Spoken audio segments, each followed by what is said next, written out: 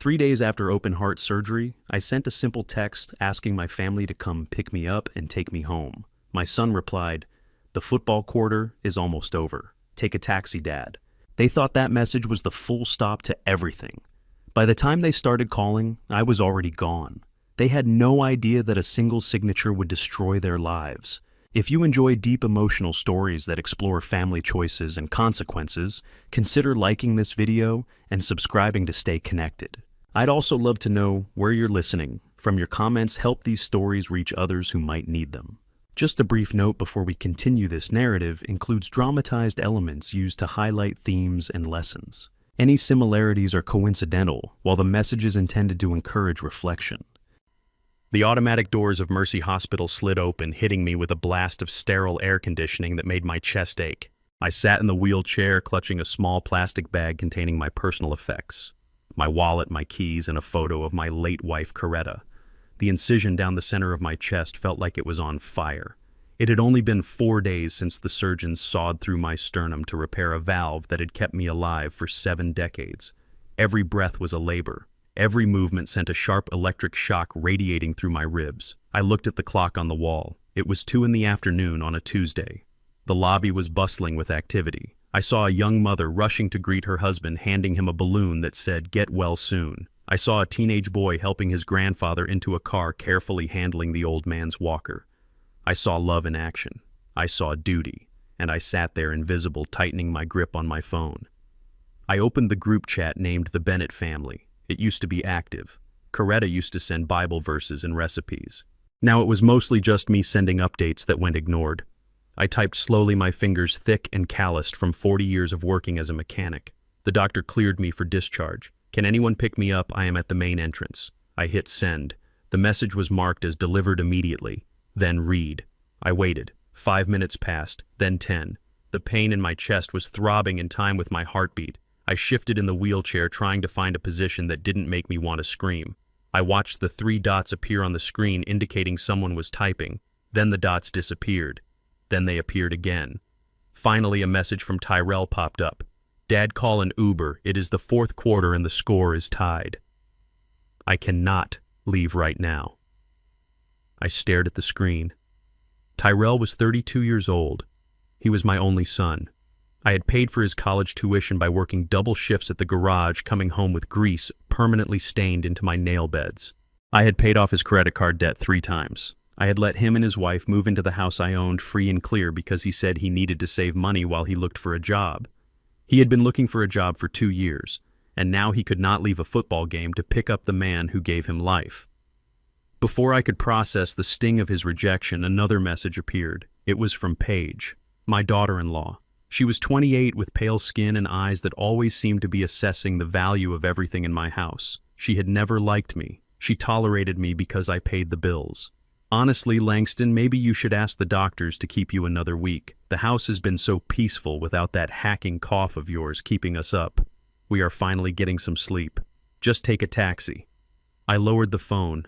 The words blurred as my eyes watered, not from sadness, but from a sudden sharp rage that momentarily eclipsed the physical pain in my heart. They were in my house.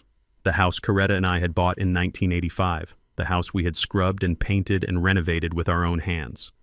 They were eating my food, watching the 85-inch television I had bought using the high-speed internet I paid for, and they could not be bothered to drive 20 minutes to bring me home. They did not just see me as an inconvenience. They saw me as a piece of furniture that made too much noise. A broken appliance that they wished they could leave on the curb. "Mr. Bennett." I looked up. A nurse was standing there.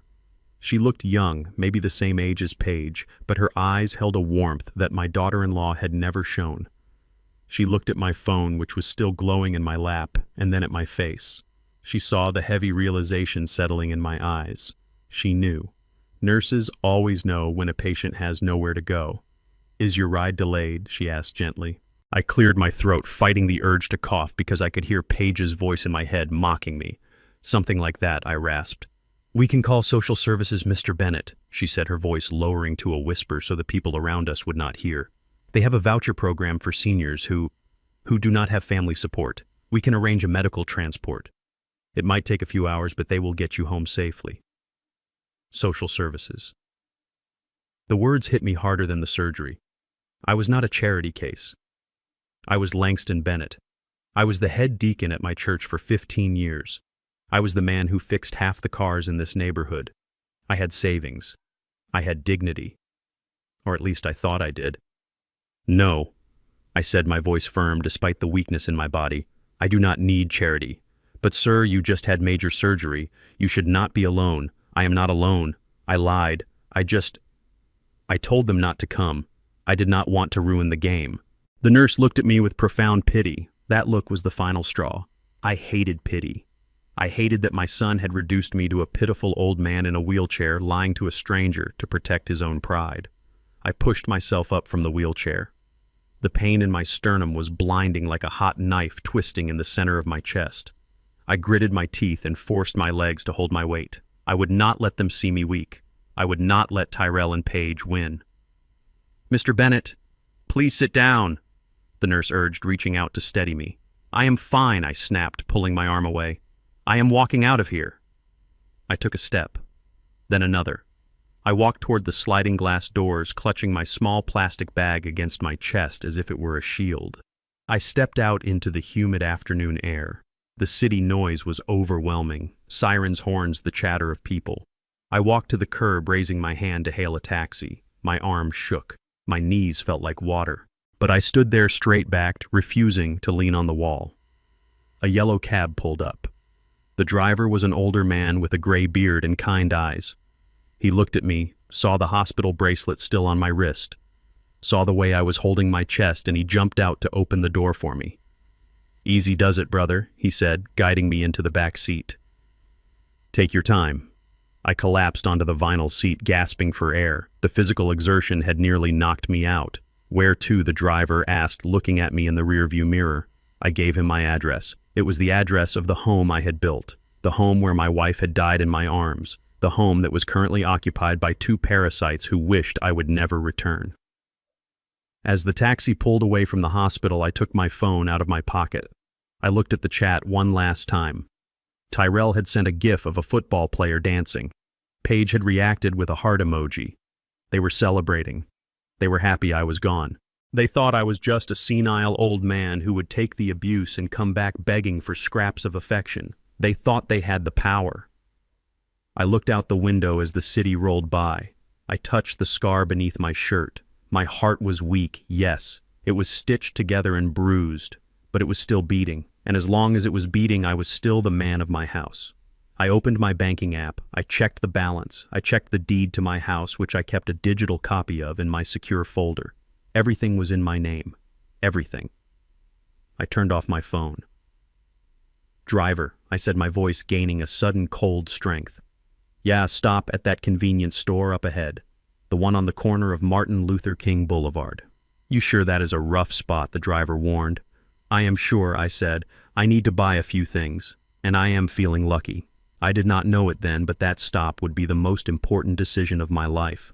I was about to walk into a situation that would test my heart more than the surgery ever did, and I was about to buy a piece of paper that would turn the tables on Tyrell and Paige so violently they would never see it coming. The taxi driver hesitated but pulled over. I needed water. I needed aspirin. And for some reason I felt the spirit of Coretta whispering to me. She used to play the lottery every Tuesday. She never won more than $10, but she always said, Langston, you never know when the Lord is going to bless you. I stepped out of the taxi, ignoring the pain, and walked into the store. The air smelled of stale coffee and cleaning fluid. I did not know that in the next 10 minutes I would be staring down the barrel of a gun and holding a ticket worth $80 million. But right now, all I knew was that I was going home to a war, and I intended to win. The taxi smelled of pine air freshener and stale cigarette smoke, but to me it smelled like freedom. The driver, whose license on the dashboard identified him as Allie, glanced at me in the rearview mirror with eyes full of genuine concern. He had dark skin and the weary look of a man who worked 14 hours a day to feed people he loved. He reminded me of myself 20 years ago, back when I would come home with grease under my fingernails and my back aching just to put food on the table for Tyrell. You okay back there, sir? Allie asked, his voice thick with an accent I could not place. Maybe Somali or Ethiopian. You hold your chest like it hurts. Do you want me to turn up the air conditioning? I am fine, son. I wheezed, shifting my weight to find a position that did not make my sternum feel like it was splitting open. Just a little soreness. I had surgery a few days ago. Surgery? Ali shook his head, his eyes widening. And nobody come for you. No son, no daughter. That is not right. In my country, the old men are kings. The family fights for the honor to drive them home. If my father was sick, I would sleep on the floor by his bed. I would not let him take a yellow cab. His words stung worse than the iodine on my incision. Here was a stranger, a man who probably had not seen his own father in years, giving me more respect in 5 minutes than my own son had given me in 5 years. Tyrell was probably still on the couch drinking the beer I paid for, screaming at the television while his wife complained about the air conditioning bill. It is a busy time, I lied, looking out the window to avoid Ali's gaze. Everyone is working. Ali did not say anything, but I saw him frown. He knew I was lying. We drove in silence for a few blocks until the brake lights ahead of us turned into a sea of red. Traffic was gridlocked. We were stuck on the edge of the east side, a neighborhood that had seen better days. The buildings were boarded up and graffiti covered the brick walls like scars. Young men stood on the corners watching the cars go by with hungry, desperate eyes. "Looks like we are stuck," Ali said, tapping the steering wheel. "There is a protest or an accident up ahead. We might be here a while." My throat felt like sandpaper. The hospital air had dried me out and the stress was making my mouth taste like old pennies. I looked to my right and saw a neon sign flickering in the twilight. A convenience store. It looked run down with bars on the windows and a door that looked like it had been kicked in a few times, but it was open. "I need water," I said, unbuckling my seatbelt. "I will be right back." "Sir, you should not go out there," Ali warned, turning around. "This is not a good place for a walk, especially not with that hospital bracelet on your wrist. Let me go for you." "No," I insisted, pushing the door open. "I need to move. I need to feel my legs. Just keep the meter running." I stepped out onto the cracked pavement. The humid air hit me instantly heavy and thick. I walked slowly, clutching the cane the hospital physical therapist had insisted I take. It was a sturdy metal stick, and right now it was the only thing keeping me upright. I made my way to the store entrance, ignoring the stares of 2 teenagers leaning against a brick wall. They looked at my gray hair and my slow gait and saw prey. I looked back at them with the hard eyes of a man who had worked in a garage for 40 years dealing with cheats and hustlers. They looked away first. The bell above the door jingled as I walked in. The clerk was a middle-aged Asian man standing behind a wall of plexiglass that was thick enough to stop a bullet. He looked up from his phone wary. "Just water," I muttered, making my way to the coolers in the back. I grabbed a bottle of water and a small packet of aspirin. My chest was throbbing, a dull rhythm of pain that synced with my heartbeat. As I walked back to the counter, my eyes drifted to the lottery machine. The Powerball jackpot was up to $80 million. Coretta used to play every week. She had a system. Her birthday, our anniversary, and the day we bought the house. She never won more than a free ticket, but she always said it was about hope, not money. Buying a ticket felt like talking to her. "Give me a Powerball too," I said, placing the water and aspirin on the counter. The clerk punched the buttons. "Do you want to pick your numbers or let the machine do it?" "I will pick them," I said. 4, 12, 19, 85, and 7. 7 was Coretta's lucky number. The machine whirred and spat out a small slip of paper. I handed the clerk a $20 bill, my fingers trembling slightly. Not from fear, but from weakness. I was tired. So incredibly tired. Suddenly the door crashed open. The bell jingled violently. 2 men burst in. They were wearing ski masks and oversized hoodies. The taller one had a pistol in his hand. It looked like a cheap piece, maybe a Saturday night special, but a bullet is a bullet. "Open the register," the gunman screamed, waving the weapon at the clerk. "Open it now or I will blow your head off." The clerk froze his hands in the air, his face draining of color. "Please take it all." The second man jumped over the counter and started shoving cartons of cigarettes into a duffel bag. I stood near the lottery machine, gripping my cane. I was invisible to them. Just an old man in the corner. A piece of furniture. Just like I was to Tyrell. Just like I was to Paige. "Hey, old man," the gunman shouted, turning toward me. "Drop the wallet, throw it on the floor." I looked at him. I looked at the gun shaking in his hand. He was young, maybe Tyrell's age. He was scared, but he was also dangerous. I slowly reached into my pocket. My chest screamed in protest. Faster, Grandpa, he yelled, taking a step toward me. Something inside me snapped. Maybe it was the medication. Maybe it was the pain. Or maybe it was the realization that I had spent my whole life being careful, working hard, playing by the rules, and I had still ended up alone in a convenience store facing a gun while my son watched football. I was done being a victim. I pulled out my wallet, but I let it drop to the side, distracting him for a fraction of a second. As his eyes followed the leather splashing onto the dirty tile, I shifted my weight. I was a mechanic. I knew about leverage. I knew about torque. And I knew that a metal cane swung with the full weight of a 200-pound man could break bone. I did not think. I swung. I brought the cane down in a vicious arc, aiming not for his head, but for his wrist. The sound was sickening, a loud crack like a dry branch snapping in a storm. The gunman screamed a high-pitched wail of agony, and the pistol clattered to the floor. Before he could recover, I drove the rubber tip of the cane into his stomach. It was a move I had learned in the schoolyard 50 years ago.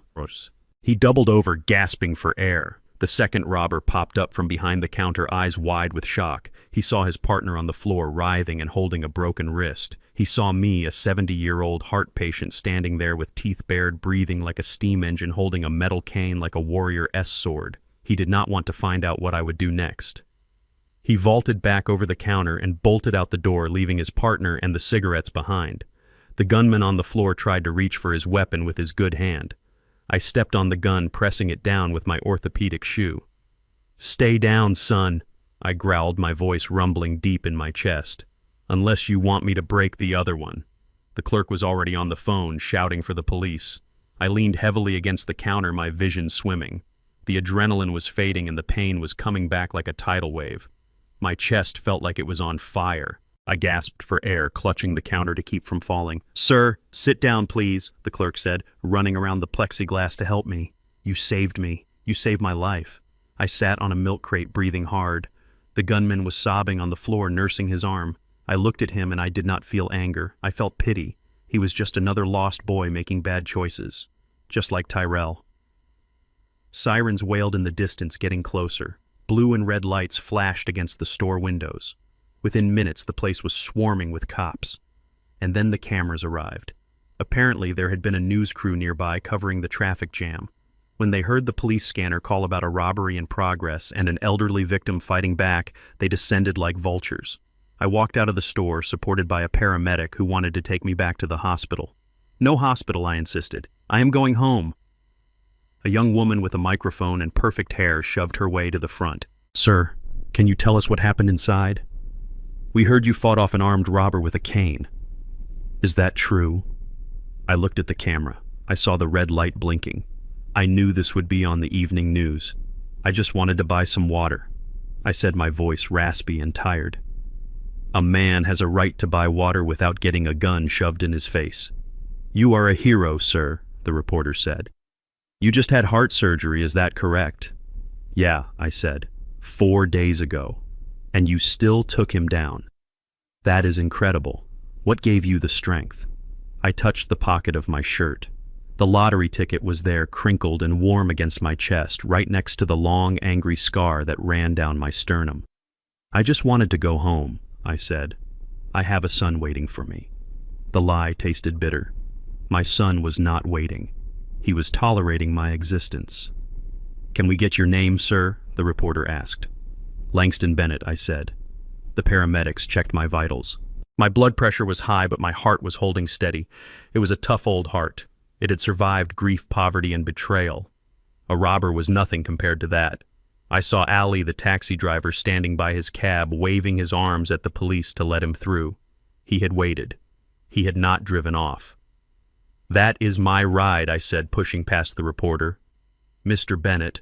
"One more question," she shouted. I ignored her. I climbed back into the taxi, moving slowly, feeling every bruise and every stitch. Ali looked at me with wide eyes. "You are a crazy man, Baba," he said, shaking his head but smiling. "You fight the bad guys. You are like action movie star. Just drive, Ali," I said, closing my eyes. "Just take me home." As the taxi pulled away from the chaos, I reached into my pocket and pulled out the slip of paper, the lottery ticket. I smoothed it out on my knee. 4, 12, 19, 85. 7. I did not know if the numbers were winners. I did not care.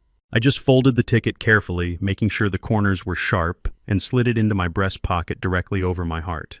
It sat there, a thin piece of paper separating my skin from the world. I did not know it then, but that piece of paper was a bomb waiting to go off. And when it did, it would blow the roof off the house on Martin Luther King Boulevard and expose every lie that had been rotting in the foundation. I leaned my head back against the seat and watched the city lights blur. I was going home, but it was not a sanctuary anymore. It was enemy territory, and I was walking in wounded but armed with something far more dangerous than a cane. I had the truth. And by tonight, everyone in this city, including my ungrateful son and his venomous wife, would know exactly who Langston Bennett was. The taxi taillights faded into the darkness, leaving me standing on the cracked concrete of my own driveway. The house stood before me, a 2-story brick colonial that I had spent 30 years paying off. I knew every shingle on that roof. I knew every squeak in the floorboards. Coretta and I had planted the oak tree in the front yard when Tyrell was just a baby trying to walk. Now the tree was massive, casting a long shadow over the lawn that desperately needed mowing. I limped toward the front door, clutching my plastic bag of hospital belongings. The wind had picked up, cutting through my thin jacket and settling deep in my bones. My chest throbbed with a dull, rhythmic ache that synced with my heartbeat. Every step was a negotiation with pain. I just wanted my bed. I wanted my pillows. I wanted to smell the faint scent of lavender that still lingered in the master bedroom sheets even years after Coretta had passed. I reached for my keys, my fingers trembling slightly from exhaustion. I found the brass key, the one I had used every day for 2 decades. I slid it into the lock. It did not turn. I frowned, thinking maybe I had grabbed the wrong one. I tried again, jiggling it, pushing it, pulling it back slightly. The key would not budge. The cylinder felt different. Stiff. New. I stepped back and looked at the hardware. It was a shiny smart lock with a keypad and a camera. They had changed the locks. My son and his wife had changed the locks on my house while I was lying in a hospital bed with my chest cut open. A wave of dizziness hit me. I had to lean against the door frame to keep from sliding down the brickwork. It was not just the physical weakness. It was the sheer audacity of it, the disrespect. I raised my hand and knocked. The sound was hollow against the heavy wood. Silence. I knocked again, harder this time, ignoring the sharp pain that shot through my shoulder. Tyrell, Paige, open the door. It is me. I waited. I could see the blue flicker of the television through the living room curtains. I knew they were in there. They could hear me. They were choosing not to answer. 5 minutes passed. The wind was biting now, stinging my face. I was shivering, and shivering was dangerous for my stitches. I felt like a beggar on my own porch, a stranger asking for alms at the castle gate. I pounded on the door with the handle of my cane. The metal rang out loud and angry. "Open this door, Tyrell."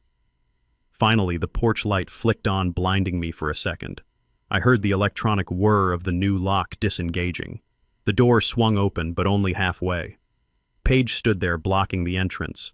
She was wearing a silk robe that I recognized from a luxury catalog that had arrived in the mail last week addressed to her. In her hand, she held a glass of white wine. The condensation on the glass told me it was chilled perfectly, unlike me shivering on the doorstep. She looked me up and down, her expression hovering somewhere between annoyance and mild disgust. She did not step back to let me in. She did not ask if I was okay. She just took a sip of her wine and sighed. "You are making a lot of noise, Langston," she said. "The neighbors are going to complain." I tried to step forward, but she didn't move. "You changed the locks," I said, my voice raspy. "We had to," she replied breezily. "Security concerns. You know how it is in this neighborhood. We meant to give you the code later. We did not think you would actually be coming back so soon." She said coming back as if I were a guest who had overstayed his welcome, not the owner of the property. "Let me in, Paige," I said, gripping my cane until my knuckles turned white. "I need to sit down." She hesitated for a fraction of a second, as if weighing whether it was worth the effort to keep me out. Then she stepped aside, rolling her eyes. "Fine, but please try to be quiet. Tyrell is watching the game, and he has had a long day. A long day. My son had a long day sitting on my couch while I was fighting off armed robbers and recovering from heart surgery."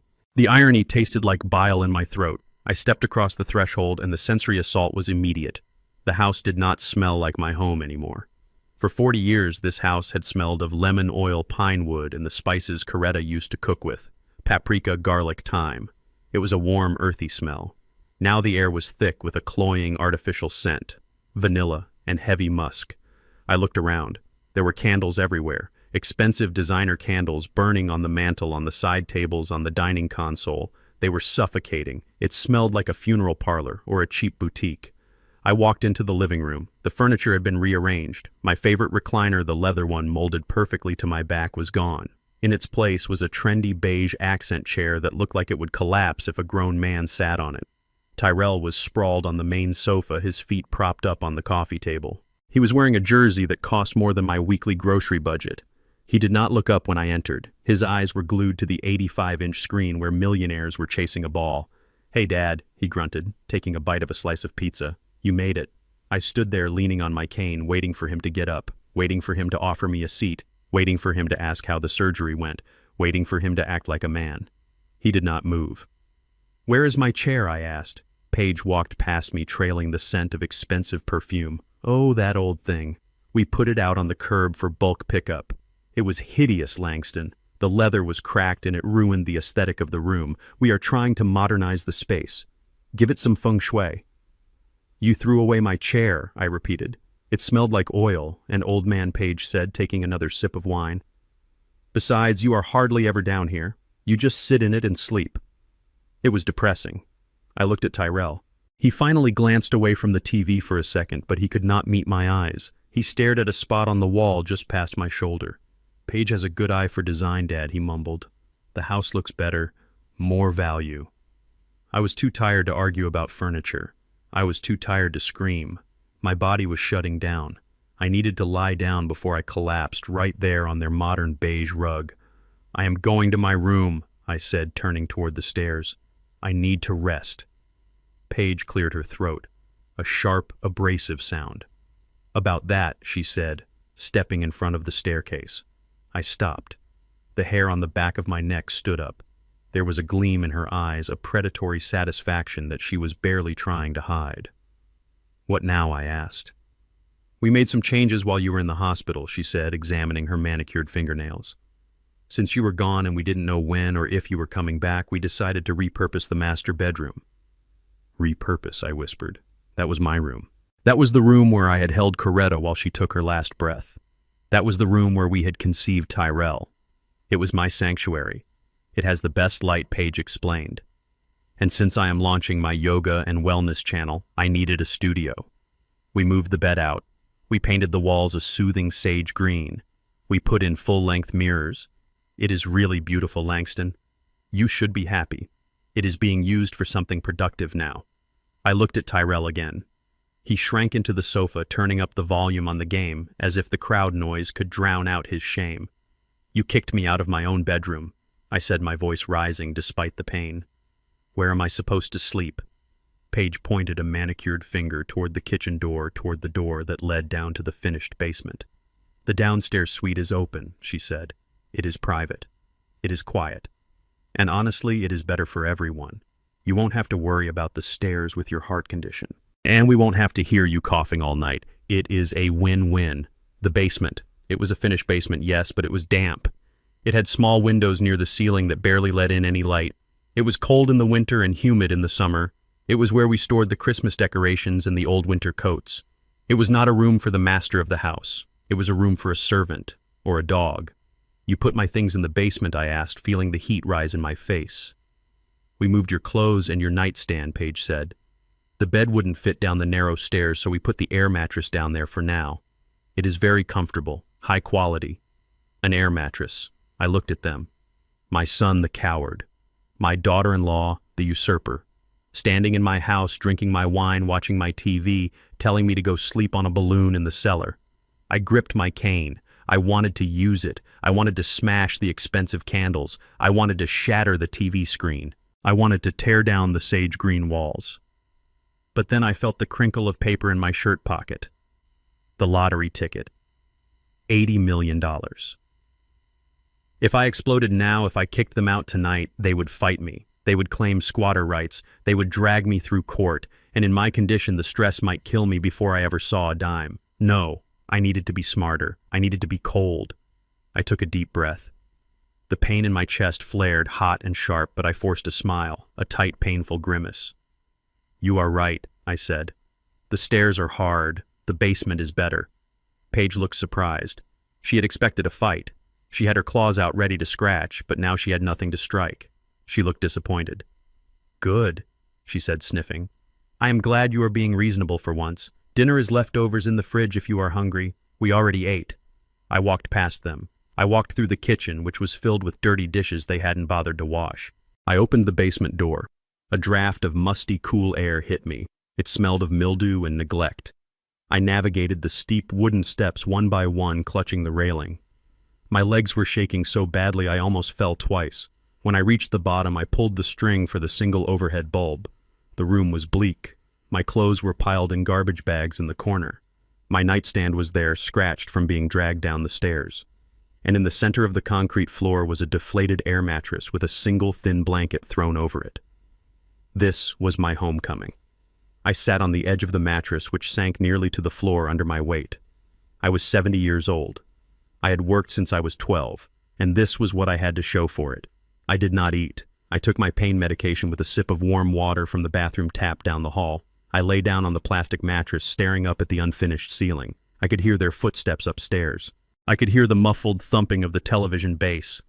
I closed my eyes, but sleep wouldn't come. The pain was too intense and my mind was racing. Hours passed. The house grew quiet. The television turned off. I heard them walking above me, heading toward my old bedroom. The floorboards creaked. I knew exactly where they were stepping. I lay in the darkness, listening. The ventilation system in this house was old. The ducts carried sound like a telephone wire, especially from the master bedroom down to the basement utility room, which was just behind a thin drywall partition near my head.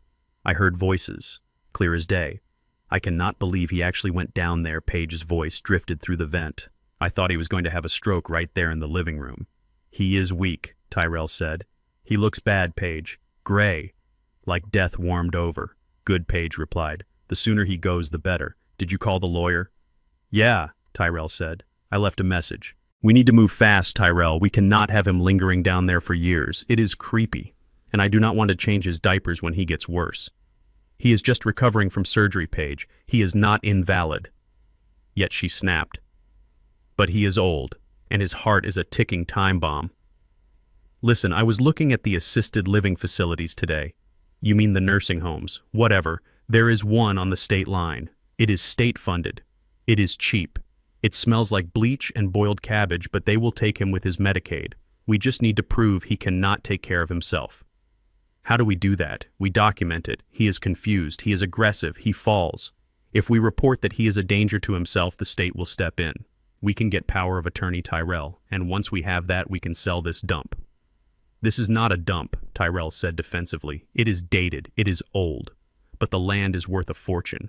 We sell the house, put him in the facility, and use the equity to buy that condo downtown, the one with the pool, the one I actually deserve." I lay frozen in the dark. My breath hitched in my throat. They were not just being cruel. They were plotting. They were planning to erase me, to lock me away in a warehouse for the dying so they could cash out my life's work for a condo with a pool. I reached up and touched the pocket of my shirt where the ticket lay. State-funded facility. Boiled cabbage. I closed my eyes and a single tear leaked out, sliding into my ear. "Okay," Tyrell said. "Okay. We will do it next week. Let him heal a little first so it does not look suspicious." "Next week," Paige agreed. "Good night, babe." Silence fell over the house, the heavy silence of a tomb. But in the darkness of the basement, my eyes snapped open. The sadness evaporated. The grief for the son I thought I had burned away, leaving nothing but cold, hard ash. Next week. They thought they had a week. They thought they had time. They thought they were the predators and I was the prey. I sat up on the deflated mattress. My chest hurt, but I didn't care. I reached for my bag and pulled out the photo of Coretta. I kissed her smiling face.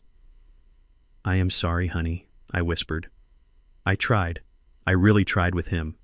But you cannot save something that is already rotten." I put the photo back. Then I pulled out the ticket. $80 million. They wanted to sell the house for $500,000. They wanted to throw me away for pennies. I realized then that I wasn't just going to leave. I wasn't just going to take my money and disappear. That would be too easy. That would be too kind. No, I was going to give them exactly what they wanted. I was going to give them the world. I was going to lift them up so high they could touch the clouds. And then when they were standing at the very top thinking they had won everything, I was going to pull the floor out from under them.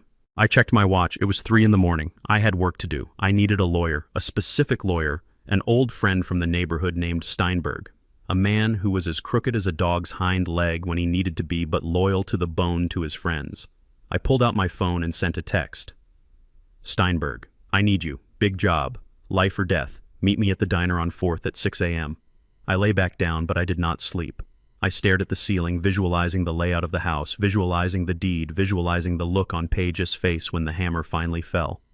Let them have the master bedroom tonight. Let them dream of their condo and their pool, because tomorrow the old man in the basement was going to start a fire. And by the time he was done, the only thing left of their dreams would be smoke. The smell of garlic butter and seared beef drifted down through the floorboards, and it felt like a physical slap to my face.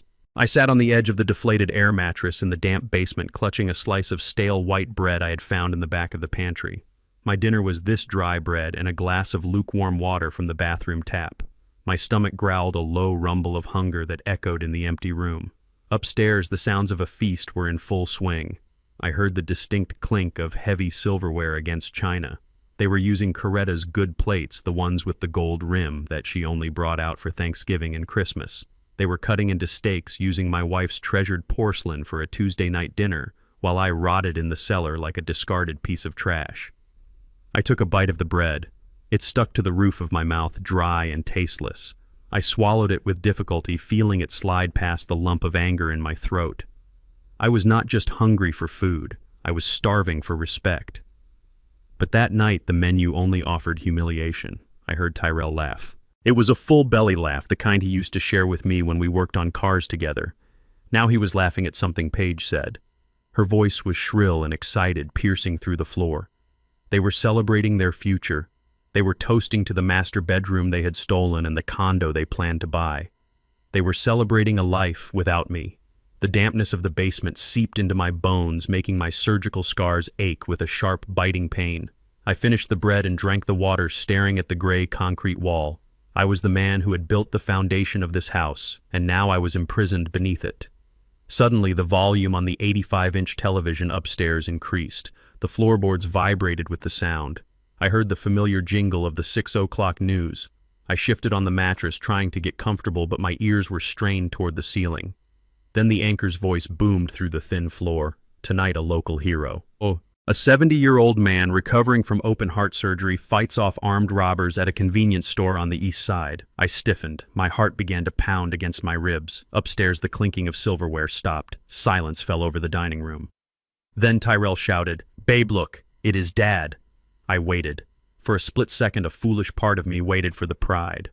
I waited for my son to say, "That is my father. That is the man who raised me." Instead, Paige cackled. It was a cruel, high-pitched sound. Look at him. He looks like a homeless person waving a stick around. God, Tyrell, he is embarrassing us on national television. Look at his hair. He looks deranged. Tyrell laughed too, joining in the mockery. He really does look crazy. I hope nobody recognizes the last name. Can you imagine the guys at the gym seeing this? My dad, the vigilante grandpa. They were mocking the man who had saved a life. They were laughing at my survival. My heart hardened into stone. The last ember of affection I held for them was extinguished right there in the dark. I did not care anymore. I just wanted them to stop talking. Then the news anchor shifted gears, and in a twist of fate, that very same convenience store on Martin Luther King Boulevard is the location where the single winning Powerball ticket was sold this afternoon. The jackpot stands at $80 million. My hand flew to my chest pocket. The ticket was warm against my skin right next to my scar. I pulled it out. The darkness of the basement was thick, but a sliver of light from the street lamp outside cut through the high, narrow window. It was just enough. I squinted at the paper, my hands trembling not from age but from the sheer magnitude of the moment. 4, 12, 19, 85, 7. My breath caught in my throat. The air left the room. I looked again. The numbers were there. Black ink on white paper. I had the ticket. I had the $80 million. Upstairs, the anchor continued. Check your pockets, folks. If you bought a ticket at Al's Market today between 2 and 3 p.m., you might be richer than God. The silence upstairs was sudden and absolute. It was the heavy, suffocating silence of a bomb falling right before the explosion. Then a chair scraped violently against the hardwood floor. Tyrell Page shrieked. Her voice was not mocking anymore. It was hysterical, edged with a frantic greed. Your dad was there. He was there at 2:30. The news said he was buying water and aspirin. Tyrell's heavy footsteps pounded across the floor, pacing back and forth. No way. Dad never plays the lottery. Mom did. Not him. He thinks it is a tax on the poor. He is old, Tyrell Page yelled. Old people do exactly what their dead wives did. He misses her. What if he played her numbers? What if he bought a ticket? I sat in the dark, clutching $80 million, listening to my son and his wife hyperventilate over money they thought belonged to them.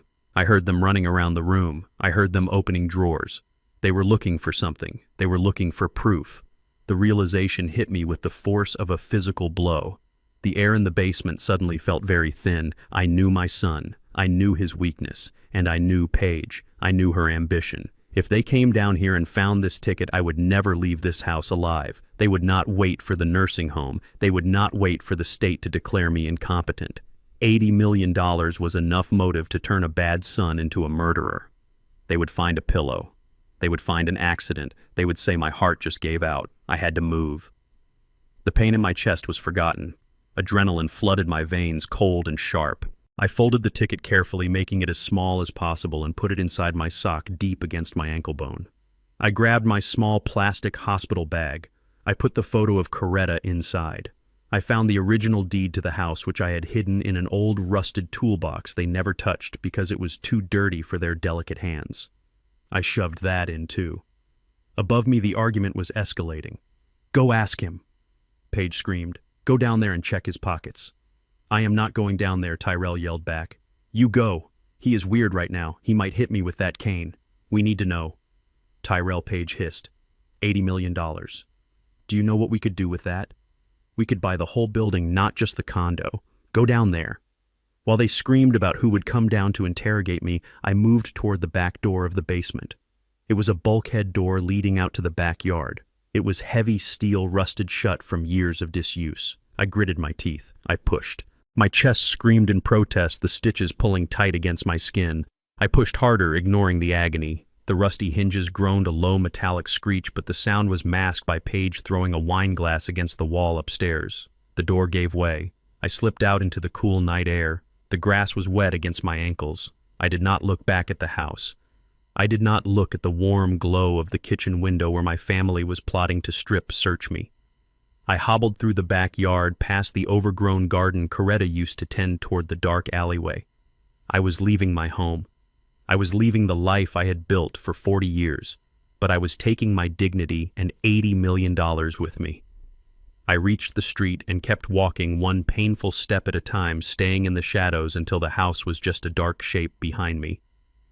I was a ghost now, a rich, vengeful ghost, and they would not see me again until I was ready to bring their world crashing down. The marble lobby of the Grand Ellington Hotel was so polished I could see the reflection of my worn sneakers on the floor. I walked up to the front desk, clutching my plastic hospital bag like a drifter who had wandered in from the cold. The concierge, a young man with a stiff collar and a stiffer upper lip, looked me up and down. His eyes lingered on my wrinkled clothes and the cane in my hand. I could see the dismissal forming on his lips, the polite request for me to leave the premises. Before he could speak, I pulled out my wallet and slapped my black credit card on the counter.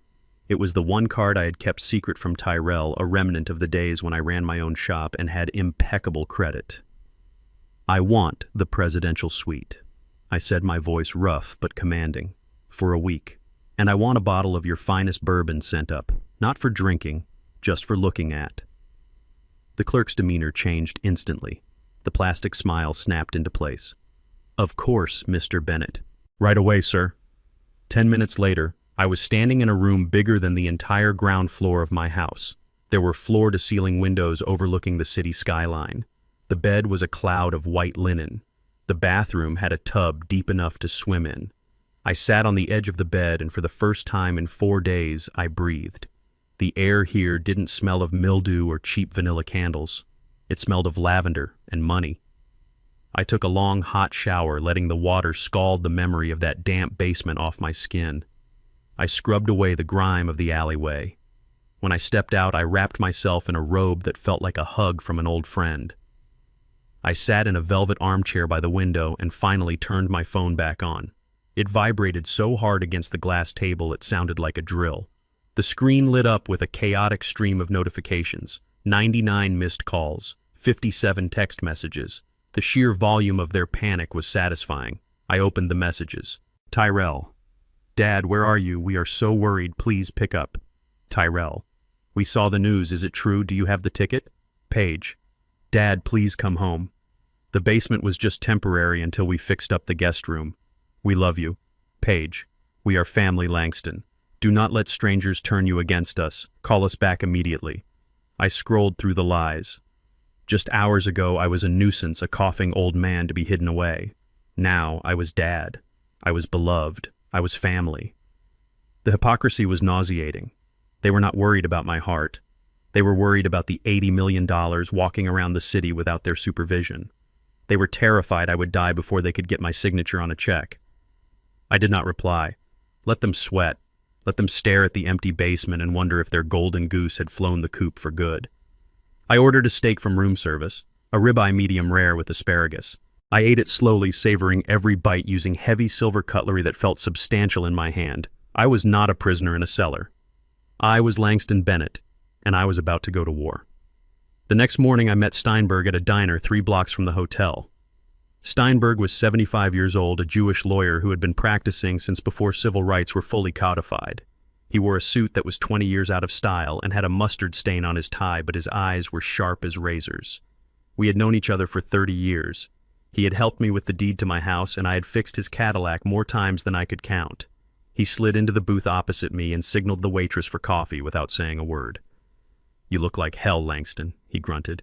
I heard you had heart surgery, and now you are running around town fighting robbers and winning lotteries. Are you trying to kill yourself? I pulled the folded lottery ticket from my sock and slid it across the table under a napkin. Check the numbers, Steinberg. Tell me I am not dreaming. Steinberg peeked under the napkin. He adjusted his thick glasses. He looked at the ticket, then pulled out his phone to check the winning numbers. He went still. He looked up at me and let out a long, low whistle. 80 million, he whispered. Mazel tov, my friend. You effectively own the city. Why do you look like you are attending a funeral? Because my son wants to kill me for it, I said. I told him everything. The text messages at the hospital, the changed locks, the basement, the conversation I overheard about the nursing home, the plan to declare me incompetent. Steinberg listened, his face hardening into a mask of cold fury. He hated bullies, and he hated ungrateful children even more. If you cash this ticket today, Langston, you lose, Steinberg said, tapping the table with a knobby finger. What do you mean? It is my ticket. It is your ticket, but you are a man recovering from major surgery who was just involved in a violent altercation. If you claim this money, Tyrell and his wife will file an emergency petition for guardianship. They will say the anesthesia scrambled your brains. They will say the trauma made you unstable. They will find a crooked doctor to testify that you cannot manage your own affairs.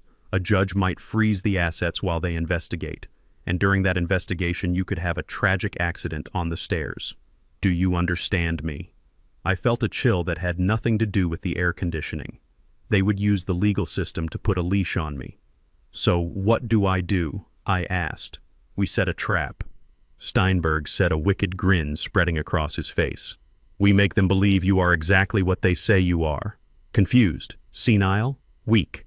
We make them think the ticket is lost or that you are too out of it to cash it. Why? Because greedy people make mistakes when they think they have won, Steinberg explained. We need to insulate your assets before the money hits your account.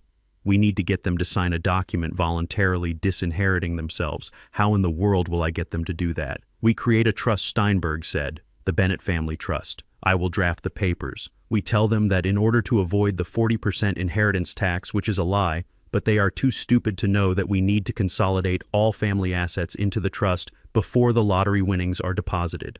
We tell them that the trust requires the current deed to the house and any other assets to be signed over to you, the grantor, to trigger the tax loophole. They will sign over the house to get the 80 million I realized. They would sign over their own souls for 80 million. Steinberg chuckled. They will think it is just a formality. A paper shuffle. Once they sign the quitclaim deed on the house and sign the waiver of beneficiary rights to the trust, they are legally entitled to nothing. The trust will be revocable only by you. And the moment the money clears, we evict them. It was brutal. It was ruthless. It was perfect. Draw it up, I said. One more thing, Steinberg warned. You have to sell the performance, Langston. You have to go back there and be the doddering old fool they want you to be. You have to let them abuse you for a few more days. Can you do that? Can you swallow your pride? I thought about the basement. I thought about the air mattress. I can do it, I said. Good. Go to the bank. Put the ticket in a safety deposit box. Do not walk around with $80 million in your sock. Make a photocopy. A bad one. Something blurry. Use that as your prop. And Langston, be careful. These people are not your family anymore. They are sharks, and you are swimming in their tank. I left the diner and went straight to the First National Bank. I rented a box. I placed the ticket inside the metal drawer. It looked just like a piece of paper, but it felt heavy like a brick of gold. I locked it away. Then I went to the business center in the hotel. I made a photocopy of the ticket, then I crumpled it up, smoothed it out, and rubbed a little coffee stain on the corner. It looked old. It looked neglected. I went back up to my room and stood in front of the full-length mirror. I looked at the man staring back at me.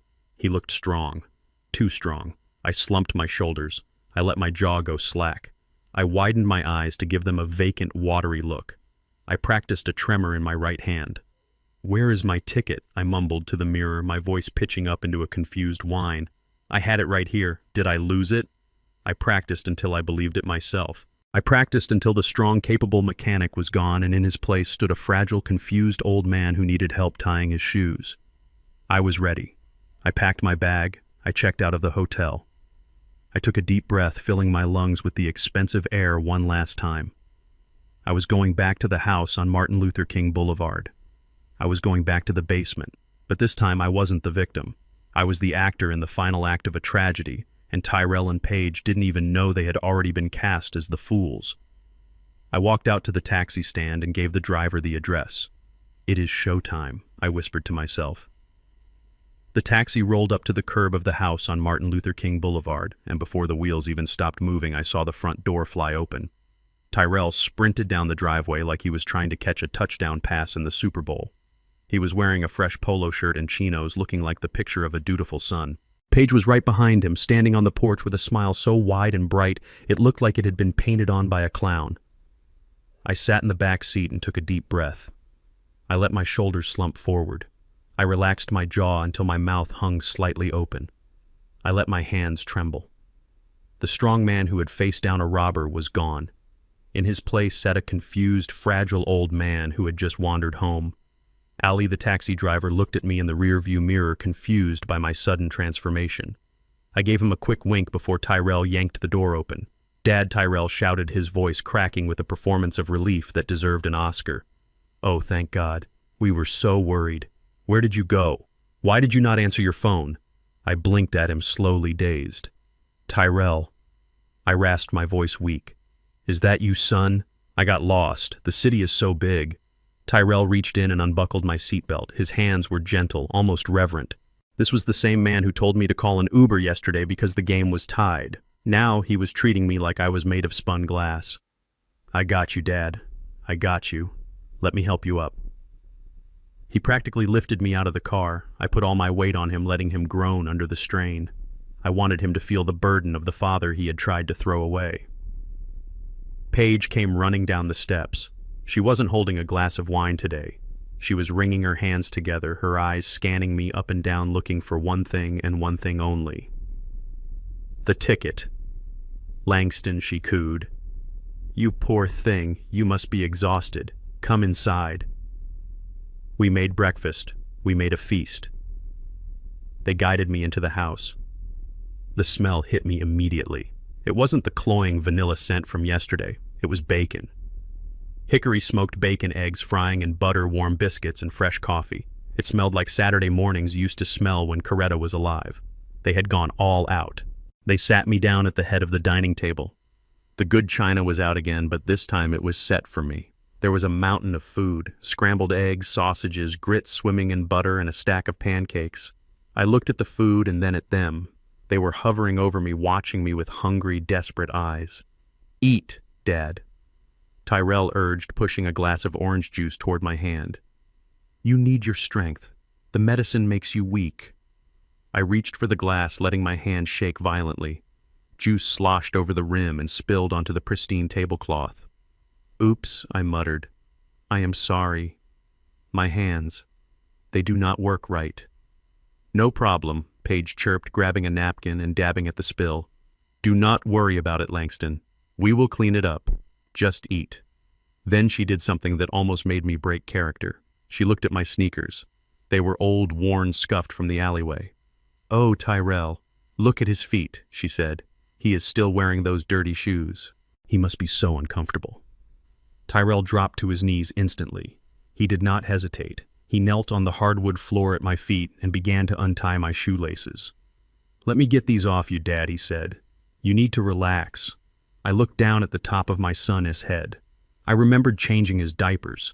I remembered tying his cleats before his first Pee-wee game. And now here he was, kneeling not out of love but out of a greed so profound it had erased his dignity. He pulled my shoes off gently, peeling away the socks. I held my breath. The photocopy of the ticket was in my pocket, not my sock. But the feeling of his hands on my feet was a stark reminder of the power dynamic shift. Yesterday I was dirt. Today I was the golden calf. I ate slowly, chewing every bite with agonizing slowness while they watched. I could feel the tension radiating off them. They were vibrating with the need to ask the question, the $80 million question.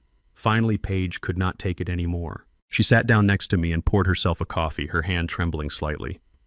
"So, Langston," she started, her voice high and tight. "We saw the news last night. About the robbery." I stopped chewing. I stared at a piece of bacon. "Robbery," I mumbled. "Yes. Bad men. Loud noises." "You were so brave," Tyrell added, still sitting on the floor by my feet. "A hero." "Dad, everyone is talking about it." I nodded slowly. "I just wanted water." Paige leaned in closer. Her perfume was overpowering. "The news report said something else, Langston. They said the winning Powerball ticket was sold at that store, at the exact time you were there." The room went deadly silent. I could hear the refrigerator humming in the kitchen. I could hear Tyrell's breathing hitch. "Ticket," I repeated, testing the word like it was foreign. "Yes, Dad," Tyrell said, getting up to his knees. "The lottery. Did you buy a ticket? Mom's numbers, remember?" I frowned. I scrunched up my face, looking like I was trying to solve a complex math problem in my head. "Coretta," I whispered. "Yes, I missed her. I wanted to play her numbers." Paige let out a small gasp. "So you did play? You bought a ticket?" I nodded. "I think so." "Yes." The machine made a noise. "Where is it?" Langston Paige asked, her eyes wide and manic. "Where is the ticket?" I patted my chest pocket, then my pants pockets. I looked around the table. I started to check the floor. "It was here," I said, my voice rising in panic. "It was a little piece of white paper. I had it." "Did you put it in your wallet?" Tyrell asked, grabbing my jacket from the back of the chair and rifling through it. No, I said, waving my hand dismissively. I took it out. I looked at it. But then what? Paige pressed, gripping the edge of the table. "My head hurts," I complained, rubbing my temples. "The doctor said the anesthesia causes memory loss." I was confused. The men with the guns came in. I was scared. "What did you do with the paper, Dad?" Tyrell asked, his voice tight with suppressed screaming. I think I threw it away," I said. The color drained from Paige's face so fast I thought she was going to faint. Tyrell looked like he had been punched in the gut. "You threw it away," Paige whispered. "I crumpled it up," I said, looking at my hands. I thought it was a receipt, or maybe a wrapper. I threw it in the trash can outside the hotel, or maybe the taxi. I do not remember. Why? Was it important? Tyrell made a sound like a wounded animal. He put his head in his hands. Paige stood up so fast her chair tipped over backward. Which hotel, she demanded. Which taxi? What company was it? I do not know, I wailed, letting my voice crack. Why are you yelling at me? I just want to finish my eggs. I am not yelling, Paige hissed, forcing a smile that looked like a rictus of pain. I am just asking. Think, Langston. Think hard. Did you put it in your pocket? Maybe the other pocket. I checked again. I pulled out the lint. I pulled out a used tissue. I pulled out the crumpled photocopy I had made at the hotel, the one with the coffee stain and the blurry numbers. Oh, here is a paper, I said, holding it up. But this is just trash. See, it is all wrinkled.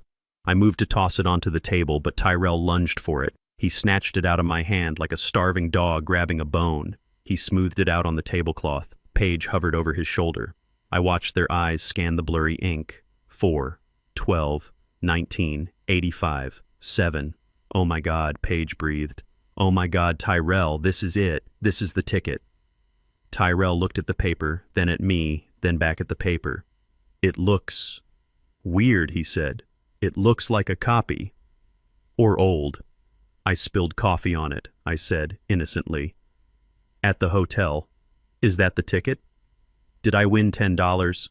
$10? Paige laughed a hysterical, bubbling sound. You won $80 million, Langston. $80 million. I dropped my fork. My jaw fell open. $80 million, I repeated. That is a lot of money. We can fix the roof. We can buy 1,000 roofs, Tyrell shouted, grabbing my face and kissing my forehead. Dad, you are a genius. You are a millionaire. We are millionaires. We, I thought. There it was. Wait, Paige said, snatching the photocopy from Tyrell. This is barely legible, and it is crumpled. We have to be careful. If the barcode is damaged, they might not accept it. Where is the original Langston? Is this the only one? I think so, I said, rubbing my eyes. My head hurts so bad. I need to lie down. No, you cannot lie down, Paige said. We need to find the original. Is this the original or a copy? It feels like regular paper. I closed my eyes and swayed in the chair. I feel dizzy, I moaned. My heart. Tyrell looked at Paige. Let him rest, babe. We have the numbers. Even if this is a copy, he must have the original somewhere. Maybe in his bag. Maybe in the other pants. Paige looked at the paper, then at me. She was calculating. She was weighing the risk of pushing me too hard versus the risk of losing the money. Okay, she said. Okay. Dad, you rest. We will take care of you. We will find everything. Tyrell helped him to the living room, not the basement. I let Tyrell help me to the sofa, the comfortable one, the one he had been hogging for years. I sat down and groaned, lifting my legs. My feet, I complained. They are swelling up again. The doctor said, I need circulation. Tyrell stood there, hovering, unsure of what to do. Rub them, I said, pointing to my swollen ankles. What Tyrell asked. My feet, I said. Rub them. The doctor said, massage helps the heart, unless you want me to have another attack right here. Tyrell looked at Paige. Paige nodded sharply, mouthing the words, 80 million. Tyrell sighed. He sat on the coffee table. He took my foot, the one with the dry skin and the thick yellow nails, and he placed it in his lap. He started to rub. Harder, I commanded. It hurts deep in the bone. My son, who thought he was too good to work, who thought manual labor was beneath him, began to massage my feet with the intensity of a man trying to scrub away his sins. I leaned back and closed my eyes, hiding the gleam of triumph. Paige, I called out. Yes, Langston, she answered from the kitchen where she was frantically searching my hospital bag. I am hungry again, I said. But not for eggs. I want soup. We have canned soup, she said. No, I said. I want Coretta S soup, the Southern-style chicken stew, the one with the homemade dumplings. It takes about 4 hours to make. You have to chop the celery very fine, and you have to debone the chicken by hand. Paige froze. I knew she hated cooking. I knew she hated touching raw meat. She bought pre-cut vegetables and ordered takeout. Langston, that takes all day, she said, her voice tight. It comforts me, I said, letting my voice tremble. It makes me feel safe. When I feel safe, I remember things better. Maybe I will remember where I put the other papers. The bait was taken. I will start it right now, she said, slamming a cabinet door.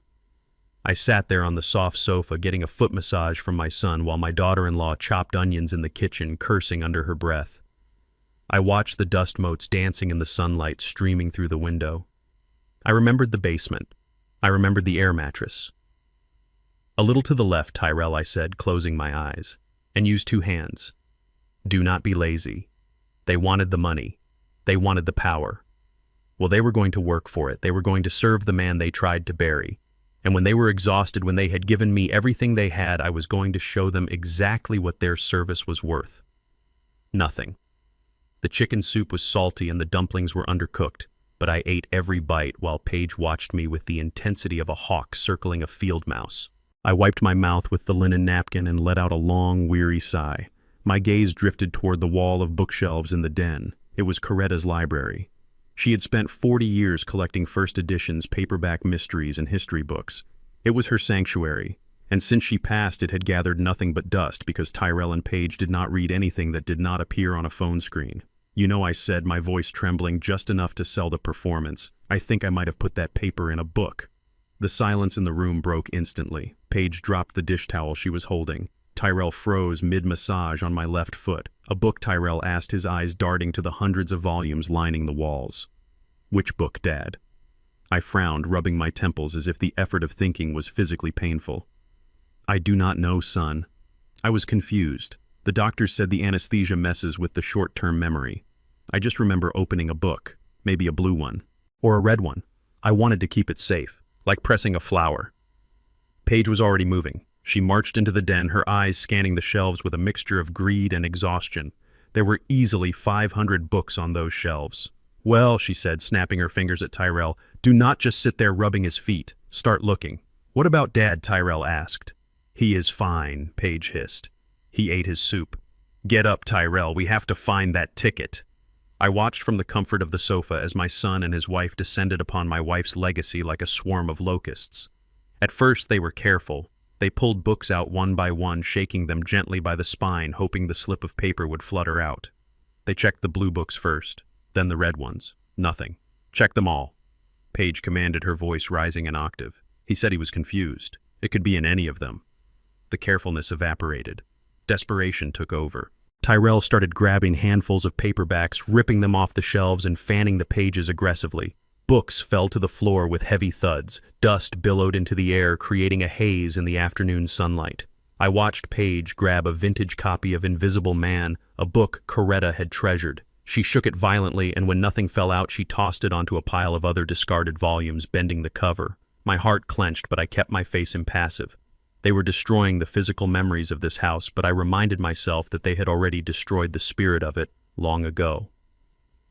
Faster. Paige coughed, waving away the dust cloud. It has to be here. I leaned back, closing my eyes, listening to the sound of tearing paper and thumping books. It sounded like rats scurrying in the walls. They were sweating. I could hear Tyrell grunting with effort, climbing the small ladder to reach the top shelves. Is this it? Tyrell yelled, holding up a bookmark.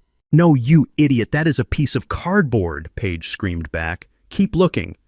I let them dig for an hour. I let them turn the orderly library into a disaster zone. The floor was littered with literature. The air was thick with dust mites. They were coughing, sneezing, and cursing each other under their breath. I heard Paige mutter that I was a senile old bat who should have been put in a home years ago. I heard Tyrell agree, saying he wished I had just stayed in the hospital so they could have sold the books by the pound. It was music to my ears. I decided it was time to turn the screw a little tighter. I needed to ensure they were completely pliable, completely desperate before I reeled them in.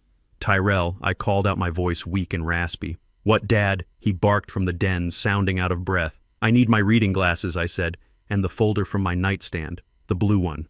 Tyrell appeared in the doorway, covered in dust, his hair wild, his shirt stained with sweat. He looked at me with open hostility. Why? He asked. We are busy looking for your $80 million, Dad. Can the reading wait? I sighed, shifting on the sofa and clutching my chest. It is not for reading, I said. I feel so tired, Tyrell. My heart feels heavy. I do not think I can manage this house anymore. The stairs, the maintenance, it is too much. Tyrell's expression shifted, the hostility dampening slightly, replaced by curiosity. "What are you saying, Dad?" I pointed to the basement door. "Go get the blue folder from the nightstand downstairs. I drafted some papers a few months ago, just in case. I think I am ready to sign them. It is a power of attorney and a deed transfer. I just want to give you the house, Tyrell. You and Paige. I just want to rest." Tyrell stood frozen for a second, processing the words. Deed transfer. Power of attorney. This was the Holy Grail. This was what they had been plotting for in the dark. This was the condo with the pool. He did not walk to the basement. He ran. I heard him thundering down the stairs. Moments later, he sprinted back up, clutching the blue folder I had planted there before I left for the hospital. It contained a very official-looking document that I had typed up myself using legal jargon I found on the internet. It looked real. It had lines for signatures and dates. He practically threw it into my lap. "Here, Dad," he said, breathless. "Here is the folder. Where are your glasses?" I patted my pockets. "I do not know," I said helplessly. "I cannot see the lines without them. I need to make sure I am signing the right spot." Paige appeared in the doorway holding a copy of War and Peace by the cover, letting the pages hang open. She saw the folder. She saw the look on Tyrell's face. "What is happening?" she asked. "He wants to sign over the house." Tyrell whispered, his voice shaking with excitement. "He wants to give us power of attorney." Paige dropped the book. It hit the floor with a loud bang. Her eyes went wide. She looked at me, and suddenly the venom was gone, replaced by that sickly sweet mask she wore when she wanted something.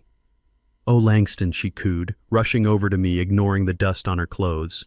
"That is so sensible of you. You really do need to rest. We can take care of everything." "Find my glasses," I said, leaning my head back against the cushion. "I cannot sign without them, and my hand, it is shaking so bad." I held up my right hand and let it tremor uncontrollably. "We will find them," Paige promised. "Tyrell, look for the glasses. Check the kitchen. Check the bathroom. I will check the den again." They went back to work, but with a new frantic energy. They were not just looking for a lottery ticket anymore. They were looking for the keys to the kingdom. They tore through the drawers. They upended the couch cushions.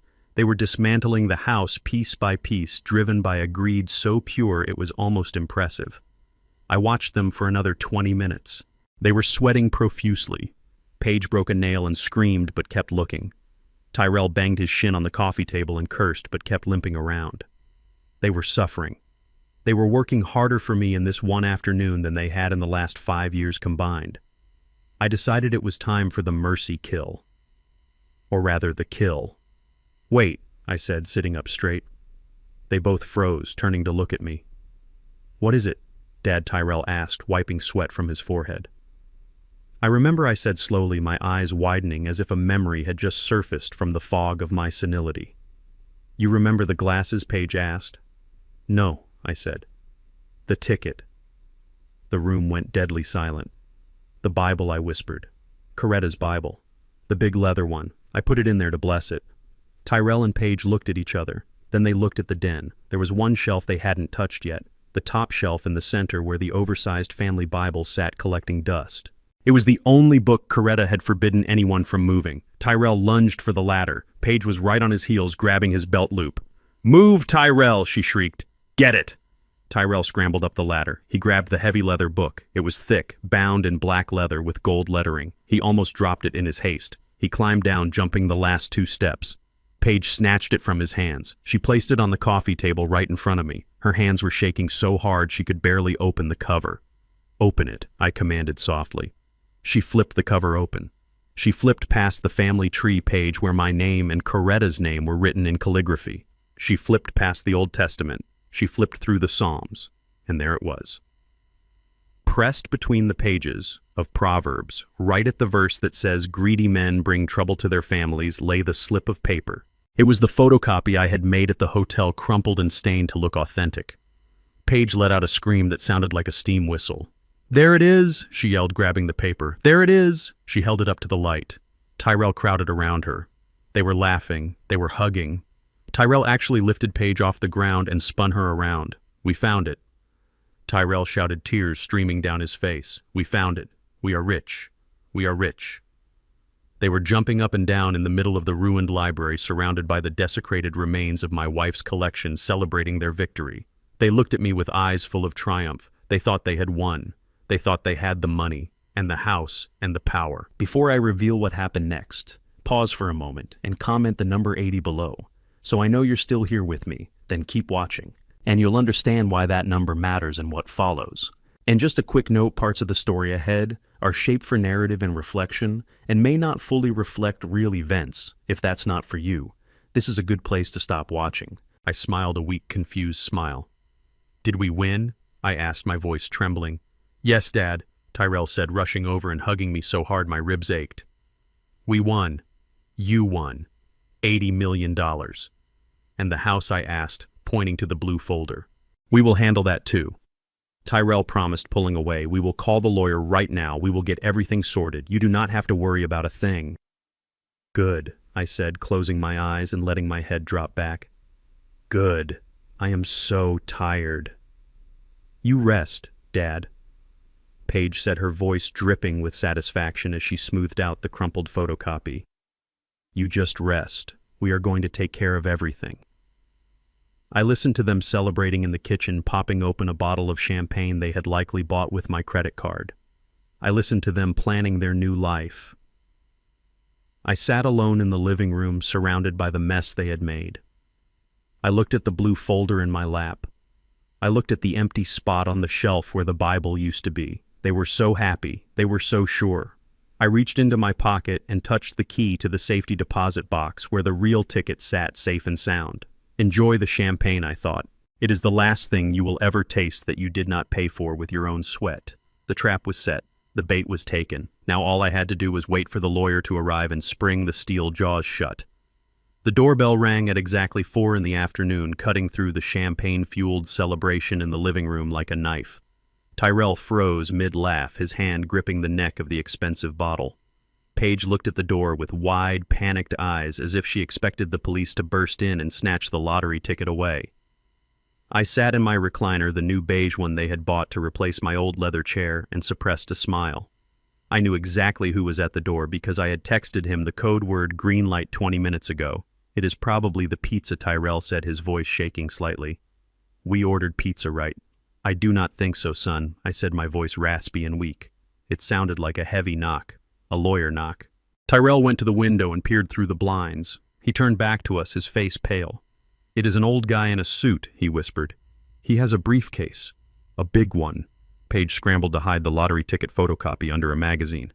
Open it, she hissed. Act normal. Tyrell opened the door. Steinberg stood there looking like the grim reaper of the legal world. He wore a charcoal suit that cost more than Tyrell's car, and his expression was grave enough to bury a man. He did not smile. He did not extend a hand. He just walked past Tyrell into the living room, his eyes scanning the mess of books on the floor and the half-empty champagne bottle on the table. Mr. Bennett, Steinberg said, nodding at me. I came as soon as I received your message. Who are you? Paige demanded, stepping forward with her hands on her hips, trying to assert dominance in a room she no longer owned. I am Arthur Steinberg. Steinberg replied, his voice a deep baritone that commanded immediate silence. I have been Langston's attorney for 30 years. He contacted me regarding a matter of significant financial import. I assume this is about the ticket. Tyrell and Paige exchanged a look. They realized that the confused old man had been lucid enough to call a lawyer. Yes, Tyrell said, puffing out his chest. My dad won. We won $80 million. Steinberg did not look impressed. He looked worried. He sighed a long, heavy sound that sucked the joy right out of the room. He walked over to the dining table, cleared a space among the dirty dishes, and set his briefcase down. The click of the latches opening sounded like gunshots. You have a problem, he stated flatly. A very big problem. What problem, Paige asked, her voice shrill. We have the ticket. We have the numbers. You have a tax liability that will cripple you, Steinberg said, pulling out a stack of documents thick enough to choke a horse. And you have exposure. Terrible exposure. I ran a preliminary check on the Lottery Commission's protocols. Because Langston purchased the ticket publicly and because his face is all over the news due to that robbery incident, his identity is already compromised. So what Tyrell said, everyone knows he is a hero, everyone knows he is a target, Steinberg corrected. And more importantly, the IRS knows. Do you know what the federal inheritance tax rate is for a direct transfer of wealth this size? If Langston were to pass away before the funds are fully seasoned in a trust. Tyrell shook his head dumbly. 40%, Steinberg lied smoothly, plus state taxes, plus luxury tax. If Langston cashes this ticket as an individual and then tries to share it with you, or if God forbid he dies next week, you will lose nearly 60% of that money to the government. 60%. Paige gasped, clutching her chest. That is almost half. That is millions. It is $50 million gone, Steinberg said. Poof. Vanished into the pockets of politicians. The room went silent. The greed in their eyes was replaced by a sheer primal terror of losing money they did not even have yet. And that is not the worst of it. Steinberg continued relentlessly. I have sources. There are rumors of distant relatives coming out of the woodwork, cousins from Georgia, an aunt in Detroit, people who saw the news report. If this money hits Langston's personal account, they will sue. They will tie this money up in probate court for 10 years. You will be bankrupt fighting legal battles before you see a dime. Tyrell sank onto the sofa, his head in his hands. It is a nightmare, he moaned. We finally catch a break and they want to take it all. I watched them. They were hooked. They were terrified. Now it was time to offer the lifeline. Is there nothing we can do, Arthur? I asked, making my voice tremble. I just want my family to be taken care of. I do not want the government to take it. Steinberg looked at me, then at Tyrell and Paige. He took off his glasses and cleaned them slowly, letting the tension build. There is one way, he said. It is complex. It is aggressive. But it is the only way to protect the principal and avoid the tax hit. What is it? Paige asked, leaning forward, her eyes hungry. We will do anything. We create a blind family trust, Steinberg explained. The Bennett Family Trust. We structure it so that the ticket is claimed by the trust, not by Langston personally. That creates a legal shield against lawsuits and bypasses the inheritance tax completely because the trust never dies. That sounds perfect, Tyrell said. Let us do that. It is not that simple, Steinberg warned. To establish the trust as a pre-existing legal entity capable of claiming the prize without triggering an audit, it must be capitalized immediately. It needs assets, hard assets. It needs to show that it is not just a shell corporation created yesterday for the lottery. It needs history. What kind of assets? Paige asked. Real estate, Steinberg said, pointing a finger at the floor. This house, and any vehicles, any savings. Everything must be consolidated into the trust immediately. Today, before the ticket is cashed, the trust must own the property to establish domicile. I saw the hesitation in Paige's eyes. She was greedy, but she was also calculating. So we put the house in the trust, she said slowly. And who controls the trust? Steinberg pulled out a document entitled Irrevocable Trust Agreement. The grantor controls the trust, he said, gesturing to me. Langston. He is the one with the ticket. He is the origin of the wealth. He has to be the primary trustee for the first 90 days to satisfy the lottery commission. After 90 days, he can appoint beneficiaries. Beneficiaries, Paige repeated. That would be us, correct, Steinberg said. But to make this legal, to prove to the IRS that this is a consolidation of family assets, you two need to sign quitclaim deeds. You need to formally renounce any current claim to this property or Langston-S assets so they can be fully absorbed by the trust. You have to empty your pockets to fill the vault. Logic defied gravity, but greed defied logic. Steinberg was telling them that to get the $80 million, they had to give up the house completely. They had to sign it over to me. They had to make me the sole undisputed owner of everything so that the magical trust could protect the lottery money. It was the classic con. You have to give money to get money. You have to give up the shrimp to catch the lobster. I do not know, Tyrell said, looking at me. Sign over the house. We just moved in here, Dad. We have rights. I let out a long, wheezing cough, clutching my chest dramatically. You are right, son, I rasped. It is too much paperwork. I am tired. Maybe we should just pay the taxes. 40% is not so bad. We will still have, what, 30 million left after the lawsuits. That is enough. 30 million, Paige shrieked. Are you crazy, Langston? We are not throwing away $50 million just because you are lazy about paperwork. She turned to Tyrell, her eyes blazing. Sign the papers, Tyrell. But the house, he protested. It is a $500,000 house, Tyrell, she snapped. We are talking about 80 million. Do the math. Who cares about this dusty old house when we can buy a mansion in Malibu? We sign the papers, we wait 90 days, and then we are set for life. Do not be an idiot. Tyrell looked at Steinberg. Is that true? If we sign this, we get the full amount tax-free. Steinberg nodded, solemn as a judge. It is the only way to guarantee the full payout. But I need to know now. The lottery office closes at 5 tomorrow. If we do not have the trust established by morning, we miss the window for this fiscal quarter and the taxes go up another 5%. 5%, Page whispered, horrified. Give me the pen. Steinberg slid the documents across the table. He produced a heavy, expensive fountain pen, the kind that made a scratchy, authoritative sound on paper. First, the quitclaim deed, he said, pointing to the line. This transfers all rights, title, and interest in the property at 452 Martin Luther King Boulevard to Langston Bennett solely. Page snatched the pen. She did not even read the text. She signed her name with a flourish. She handed the pen to Tyrell. Sign it, she commanded. Tyrell hesitated. He looked at me. For a second, I saw a flicker of doubt. Maybe he remembered that I was the one who bought the house. Maybe he remembered that he had never actually contributed a dime to the mortgage. Or maybe he just felt the cold wind of vulnerability blowing through the room. Dad, he said, you will put us on the trust, right? After the 90 days.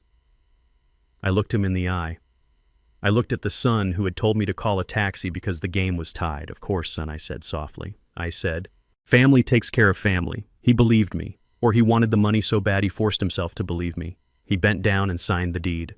The sound of the pen scratching against the paper was the sweetest sound I had ever heard.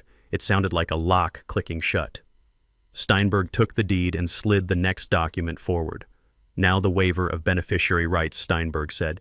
This states that until the trust is fully vested in 90 days, you have no legal claim to the assets held within. This prevents the distant relatives from suing you directly. It protects you. Protects us. Page said, nodding. Smart. Very smart. She signed. Tyrell signed. They signed away their rights to the house. They signed away their rights to my car. They signed away their rights to my bank accounts. They signed a document that explicitly stated they were tenants at will with no equity interest in the property. They legally evicted themselves in their own dining room, thinking they were buying a ticket to paradise. Steinberg gathered the papers. He checked the signatures. He pulled out his notary stamp from his bag. He stamped each document with a heavy thud. Bam! Bam! Bam! It is done, Steinberg said, closing the folder. The house is now legally the sole property of Langston Bennett. The trust structure is active. Page let out a squeal of delight. We did it! We are rich! She grabbed the bottle of warm champagne and took a swig straight from the bottle, classy as ever. When do we cash the ticket? She asked, wiping her mouth. Tomorrow morning, Steinberg said, standing up. I will pick Langston up at 9. We will go to the lottery commission together. You two should stay here. Keep a low profile. We do not want the press seeing you until the funds are secured. Perfect, Page said. We will start packing. I want to be out of this dump by the weekend. I looked at Steinberg. He gave me a barely perceptible nod. The trap was sprung. The steel jaws had clamped down on their legs, and they were too drunk on greed to feel the pain yet. I am tired, I said, standing up. I think I will go downstairs. No, Dad, Tyrell said magnanimously. You take the master bedroom. Really, we insist. We can sleep on the air mattress tonight. After all, you are the grantor. I looked at him. He was offering me my own bed in my own house as if it were a favor. No, I said. I like the basement. It is quiet down there, and I have a lot of thinking to do. I walked to the basement door.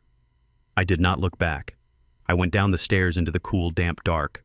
I sat on the air mattress. I pulled the photo of Coretta out of my bag. We got them, honey, I whispered. We got them. Upstairs, I could hear them celebrating. They were dancing, they were shouting, they were spending money they would never touch. I lay back and closed my eyes. I slept better on that deflated air mattress than I had slept in years. Because I knew that tomorrow morning the sun was going to rise on a brand new world. A world where Langston Bennett was the king and the usurpers were about to be exiled to the wilderness. The silence in the house was replaced by a frantic, manic energy that vibrated through the floorboards. We were in the eye of the storm, the waiting period between the signing of the papers and the supposed arrival of the money. Steinberg had told them that establishing the trust and verifying the ticket with the lottery commission would take 48 hours. He called it a standard compliance hold. To Tyrell and Paige, 48 hours sounded like a lifetime, but instead of waiting in humble gratitude, they decided to spend the time destroying their financial future. Paige disappeared early in the morning before I had even finished my coffee. She didn't say goodbye. She just grabbed her purse and the keys to Tyrell's sedan and peeled out of the driveway. When she returned 4 hours later, she wasn't driving the sedan. She was behind the wheel of a Porsche Cayenne. It was white, blindingly white, like a pristine iceberg floating in my cracked asphalt driveway. She honked the horn repeatedly, a sharp, aggressive sound that brought neighbors peering out from behind their curtains. I watched from the living room window as she stepped out. She was wearing sunglasses that covered half her face and carrying shopping bags from stores that didn't even exist in our zip code.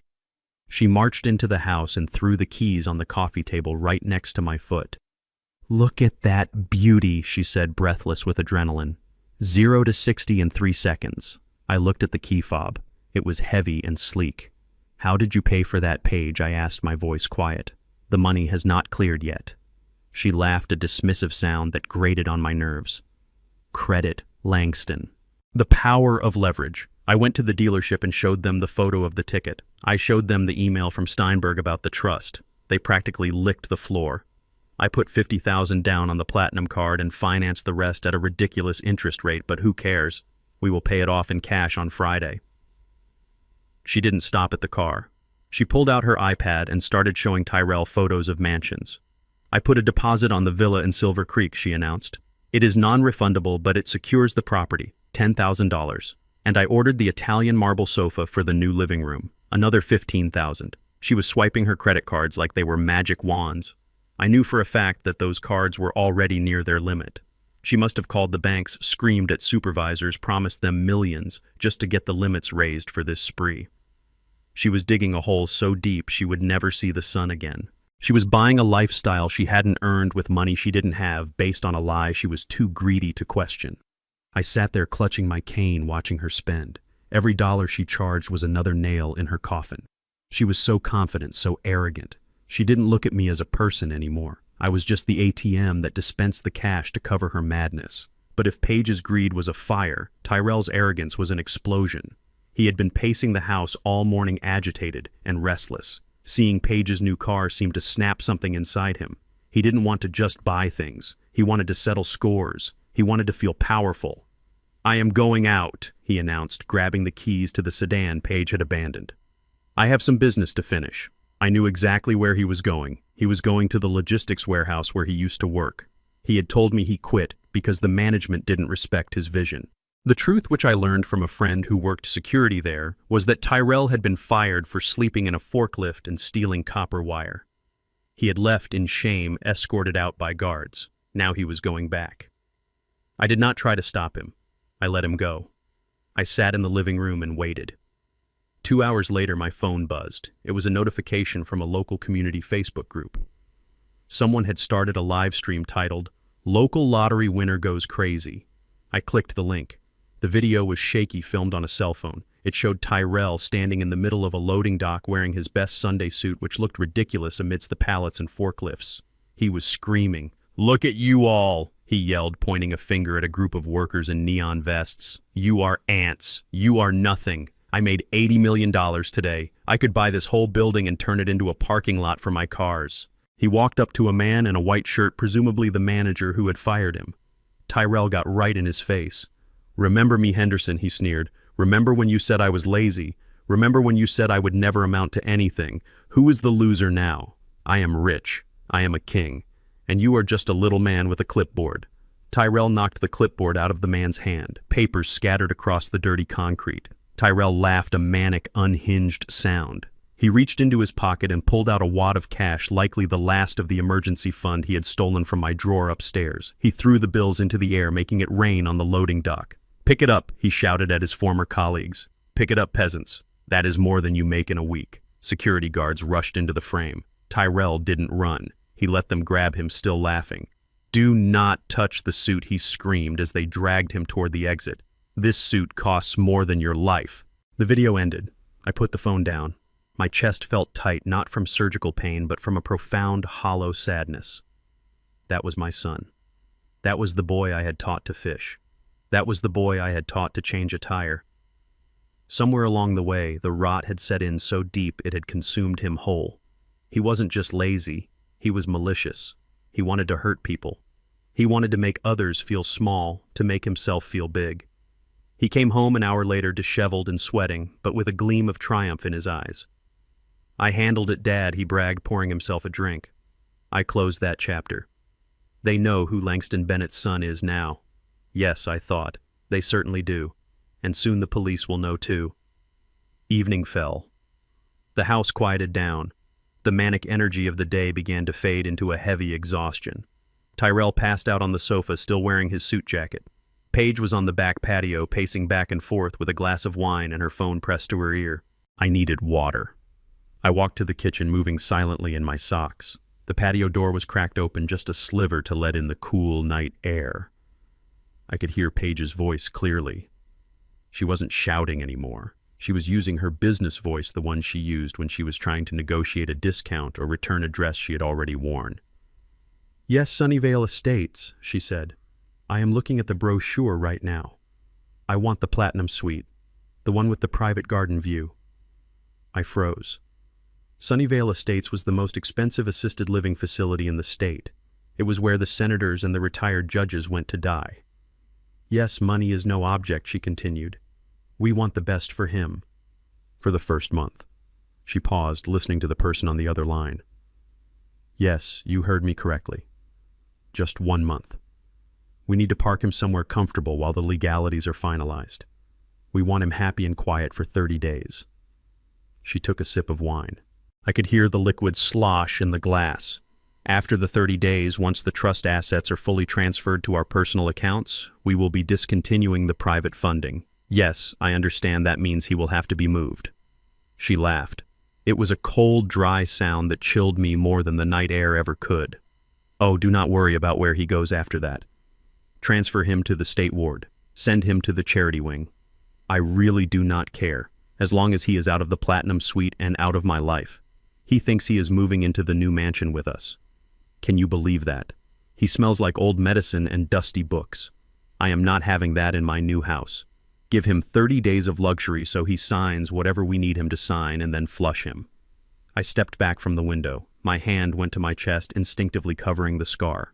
The beat of my heart was steady, strong. It didn't flutter, it didn't break. Flush him. That was their plan. That was the end game. A month of fake kindness, a month of a nice room with a garden view, just long enough to drain the accounts and secure the power. And then the state ward, the smell of bleach and boiled cabbage, the loneliness. The end. They didn't just want the money, they wanted to erase me. They wanted to consume everything I had ever built, everything I was, and then discard the husk. I turned around and walked back to the basement door. I didn't look at Tyrell sleeping on the sofa dreaming of his revenge. I didn't look at the white Porsche in the driveway. I went down into the dark. I sat on the air mattress. I took out my phone. I dialed Steinberg's number. It was late, but I knew he would answer. "Langston," he said, his voice gravelly with sleep. "Is everything all right?" "It is done," I said. My voice was calm, calmer than it had been in days.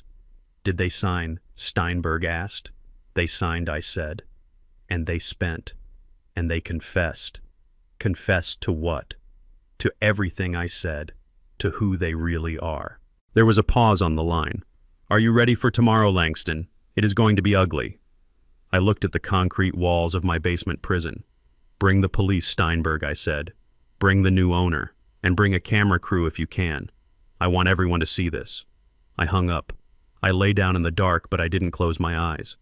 I watched the shadows stretch across the ceiling. Tomorrow was the party. They had invited their friends. They had invited the people Tyrell wanted to impress. They were going to announce the winnings. They were going to celebrate their ascension. But they didn't know that the floor they were dancing on had already been sold out from under them. They didn't know that the man in the basement wasn't a victim. He was the executioner, and the guillotine was sharp heavy and ready to drop. The pain in my chest woke me up at 3 in the morning. It was not a dull ache this time.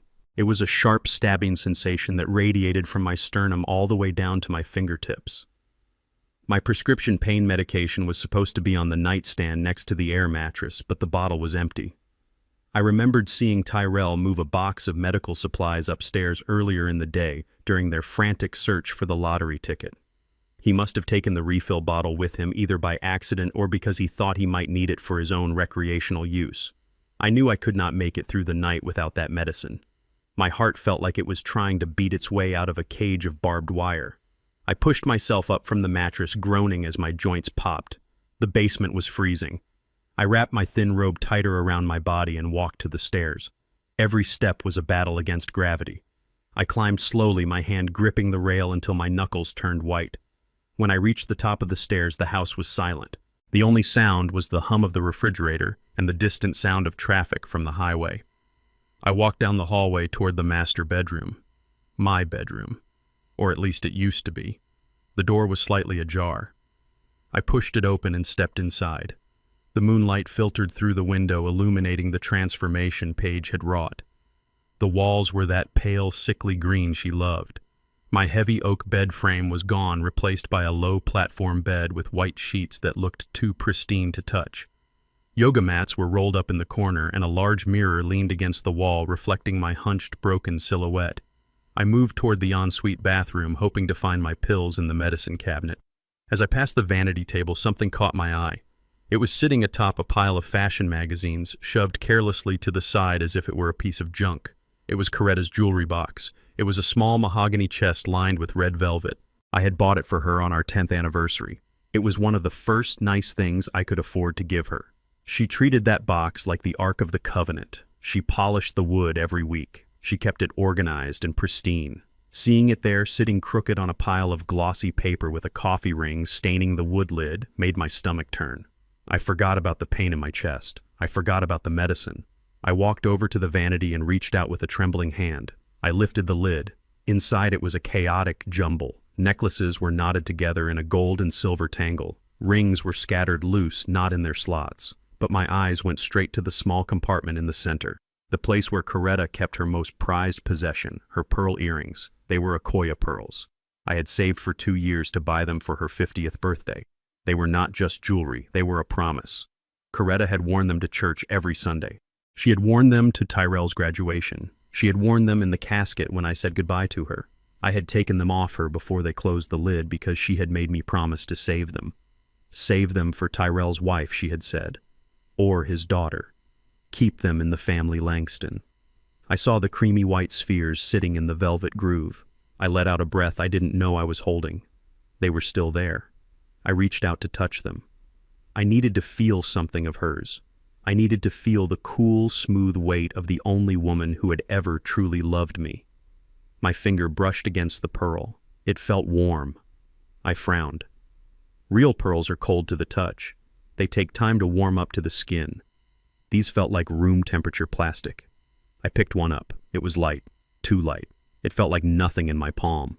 I brought it closer to my eye, squinting in the dim light. Near the post where the gold met the sphere, there was a tiny seam, a ridge of plastic molding. I rubbed my thumb over the surface. A flake of pearlescent paint chipped off, revealing dull white plastic underneath. My heart stopped beating for a second. The silence in the room became a roar in my ears. They were fake. They were cheap costume jewelry replicas, the kind you buy at a drugstore for $5. I dropped the fake earring back into the box as if it had burned me. I started digging through the tangled mess of chains and rings. Where were they? Maybe she moved them. Maybe she hid them. Then I saw it. A crumpled piece of yellow paper shoved into the corner of the box underneath a tangled gold chain. I pulled it out and smoothed it against the mahogany wood. It was a receipt. A pawn shop receipt from a place called Quick Cash on 5th Street. Date: October 12th, 1 month ago. Item: vintage Akoya pearl earrings, 14K gold posts. Amount: $500. I stared at the number. $500. Those earrings were worth $2,000 easy. But that wasn't the point. They sold my dead wife's legacy. They sold the last piece of Coretta I had left to give to the future. And for what? I looked closer at the receipt. Stapled to the back of it was another slip of paper. A credit card receipt from a nightclub called Velocity. The date was the same. October 12th. The amount was $480. VIP bottle service, Grey Goose vodka, They sold her pearls to go to a club. They traded 40 years of love and sacrifice for one night of vodka and loud music. They pawned my wife's soul for a hangover. I felt a physical blow to my gut. I gripped the edge of the vanity to keep from falling. The pain in my chest incision flared hot and vicious, but it was nothing compared to the cold, dead feeling spreading through my veins. I looked at the bed where Tyrell and Paige were sleeping. They were tangled in the expensive sheets, breathing softly. My son. My daughter-in-law. I remembered Tyrell as a boy sitting on Coretta's lap touching those earrings. Pretty mama, he used to say. I remembered Paige crying at our dinner table saying she couldn't wait to have a piece of jewelry as beautiful as those pearls one day. It was all a lie, every smile, every hug. Every moment I thought we were building a family, it was just a long con. They were not family, they were parasites. They had eaten everything, they had eaten my money, they had eaten my patience, and now they had eaten my memories. I looked at the fake plastic pearl sitting in the velvet box. It looked like a dead eye staring back at me. I did not scream. I did not wake them up. I did not throw the jewelry box through the mirror. Something inside me died in that moment. The last tiny flickering candle of hope that I had held on to for my son was snuffed out. The father in me died. The provider in me died. The man who wanted to forgive died. All that was left was Langston Bennett, the man who had survived poverty, the man who had survived the death of his wife, the man who had survived open-heart surgery. And this man was done being a victim. I carefully folded the pawnshop receipt and put it in my pocket, right next to the safety deposit box key. I left the fake pearls exactly where they were. I turned around and walked out of the room. My steps were silent. My breathing was steady. The pain in my chest was gone, replaced by a numbness that was absolute. I went back down to the basement. I sat on the air mattress. I took out my phone. I dialed Steinberg's number. It was 4 a.m, but I knew he would answer. He was an insomniac, and he knew tonight was the night everything changed. Bennett Steinberg answered on the second ring, his voice alert. "What is it? Did they find the ticket?" "No," I said. My voice sounded strange to my own ears. It sounded like metal grinding on stone. "Then what is wrong?" "They sold the earrings, Steinberg." "What earrings?" "Coretta's pearls, the ones she wanted our granddaughter to have. They sold them last month. For bottle service." There was a long silence on the line. Steinberg had known Coretta. He had been at the funeral. He knew what those pearls meant. "I am sorry," Langston Steinberg said softly. "I am truly sorry." "Do not be sorry," I said. "Be ready." "For what?" "The play is over, Steinberg. I am done acting. I am done being the confused old man. I am done being the victim. What do you want to do?" "Tomorrow is the party," I said. "They invited everyone, their friends, the neighbors. They want to show off the big win. They want me to announce the trust. Yes, that is the plan." "Change the plan," I said. "How?" "I want everything ready for tomorrow night. I want the eviction notice printed. I want the new deed certified. I want the police on standby. And I want you to bring the video equipment." "Video equipment, yes. I installed cameras 3 days ago, Steinberg. Little ones, hidden in the smoke detectors. I have footage of them tearing apart the library. I have audio of them talking about the nursing home. I have everything."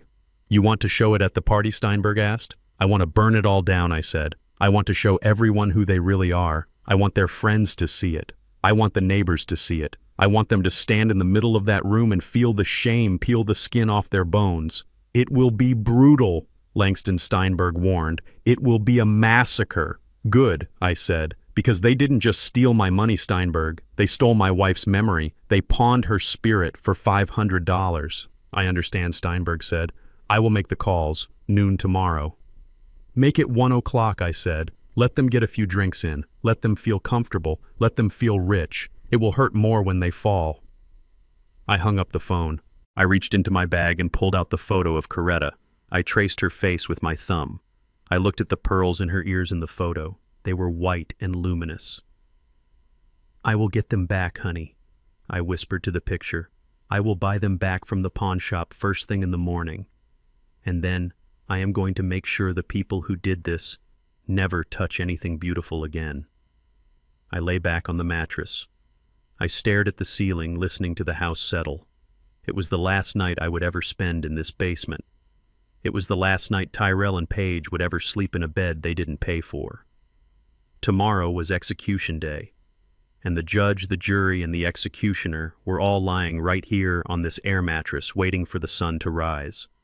The crystal chandeliers of the grand ballroom at the Ritz-Carlton shimmered overhead, casting a golden glow on the 300 guests Paige had invited. It was a sea of designer gowns, black tuxedos, and fake smiles. These were the people Paige had spent her entire 20s trying to impress. The high society crowd from the country club she could not afford to join. The former sorority sisters who had married investment bankers. The people who had looked down on her for marrying a mechanic's son. Tonight she had brought them all here to witness her ascension. She wanted them to see her claim the throne. I stood near the entrance, leaning heavily on my cane, watching the spectacle. Steinberg stood beside me, silent as a tombstone. We watched the waiters circling with trays of caviar and glasses of Dom Perignon. I knew for a fact that Paige had put the $50,000 deposit for this party on a high-interest credit card she had opened in my name 3 days ago. She had signed the contract for the remaining $100,000 balance, promising payment within 48 hours of the trust funding. She was drinking champagne that cost $300 a bottle, paid for with money that did not exist. There she was, in the center of the room. She was wearing a silver sequined gown that hugged every curve, looking like a disco ball made of knives. She was laughing, throwing her head back, holding court. Tyrell stood next to her, looking uncomfortable in a tuxedo that was slightly too tight. He was drinking scotch rapidly, his eyes darting around the room. He looked like an imposter at his own coronation. He knew he didn't belong here, but his greed was forcing him to play the part. Steinberg leaned in close to my ear. "Are you ready, Langston? Once we start this, there is no going back." I touched the pocket of my jacket where the remote control for the projector rested. I touched the other pocket where the crumpled pawnshop receipt lay. "I have been ready for 20 years, I said. The music lowered. A spotlight hit the center stage. Tyrell stepped up to the microphone. He tapped it nervously. The feedback squealed, causing the guests to wince. "Excuse me, everyone," Tyrell said, his voice booming through the speakers. "If I could have your attention." The room quieted down. 300 pairs of eyes turned toward the stage. "Thank you all for coming tonight," he continued, gaining a little confidence. "Tonight is a special night. A night of family, a night of legacy. As many of you know, my father, Langston Bennett, recently came into a significant fortune. A murmur of excitement rippled through the crowd. This was what they came for, the smell of fresh money. But more importantly, Tyrell said, gesturing toward me with a sweeping hand, "Tonight is about trust. My father is a simple man, a hard-working man, and he knows that managing an empire requires youth and vision. So tonight, he is going to officially hand over the stewardship of the Bennett family trust to me and my beautiful wife, Paige." Applause broke out. Polite golf claps. Paige beamed, waving to the crowd like a pageant queen. Dad, Tyrell called out, "Come on up here, come say a few words." The spotlight swung around, blinding me for a second. I blinked. I gripped my cane. I began the long, slow walk to the stage. The crowd parted for me. I saw their faces. They looked at me with a mixture of curiosity and pity. To them, I was just the old lucky mechanic, the stepping stone for Tyrell's success. I climbed the stairs to the stage. Tyrell reached out to help me, his hand clammy. He tried to hug me for the crowd. I stiffened, refusing to return the embrace. He pulled away quickly, covering the awkward moment with a laugh. "Here he is," Tyrell said, handing me the microphone. "The man of the hour." I took the microphone. It felt heavy in my hand. Heavier than a wrench. I looked out at the sea of strangers. I looked at Paige standing in the front row, her eyes shining with avarice. I looked at Tyrell standing beside me, sweating under the hot lights. "Thank you," I said. My voice was rough, gravelly. It echoed in the large hall. "My son says this night is about family. He is right.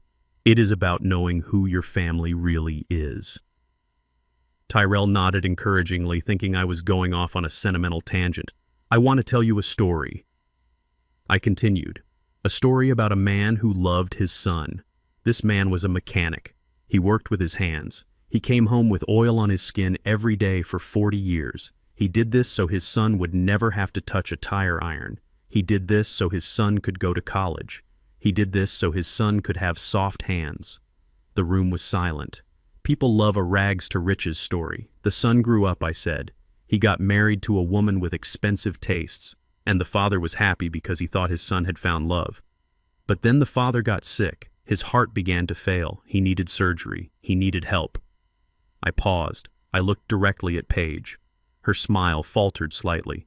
And when the father was in the hospital bleeding and in pain, he asked his son for a ride home. And the son said, "No, Dad, the game is on. Call a taxi." A few nervous titters rippled through the crowd. They thought I was joking. They thought this was a roast. Tyrell laughed nervously, shifting his weight. "Good one, Dad," he whispered. "Keep it moving." And when the father got home, I continued, my voice dropping an octave, getting colder, getting harder. He found that his son and his wife had changed the locks. They let him in eventually, but they told him his bedroom was gone. They told him he coughed too much. They told him he smelled like old medicine. So they put him in the basement. The nervous laughter died. The room went dead silent. Paige's smile vanished completely. She took a half step forward, her eyes widening. "They put him on an air mattress on the concrete floor," I said, "while they slept in his bed, while they ate off his wife's china, while they drank his wine." Dad, Tyrell hissed, stepping closer to me. "Stop it! You are confused. This is not the time." I turned to him. I looked him dead in the eye. "I am not confused, son. I have never been clearer. You see, folks, my son thinks I am senile. He thinks the anesthesia rot my brain. He thinks I do not hear them talking at night through the vents. He thinks I do not know what they planned." I reached into my pocket and pulled out the remote. They wanted the money, I said. They wanted the $80 million, but they did not want the father attached to it. They wanted the trust, but they did not want the truster. So they made a plan to put the old man in a nursing home, a plan to declare him incompetent, a plan to erase him. Tyrell grabbed my arm. "Give me the mic." He growled, his mask of the loving son slipping to reveal the panic underneath. "Cut the mic." Someone cut the mic. But Steinberg had paid the sound guy $500 before the show started. The mic stayed on. I pulled my arm away from Tyrell. I pointed the remote at the massive projection screen behind us, the screen that was supposed to show a photo montage of our happy family life. "But why tell you?" I said. "When I can show you." I pressed the button. The screen flickered to life. The image was grainy black and white footage from a hidden camera.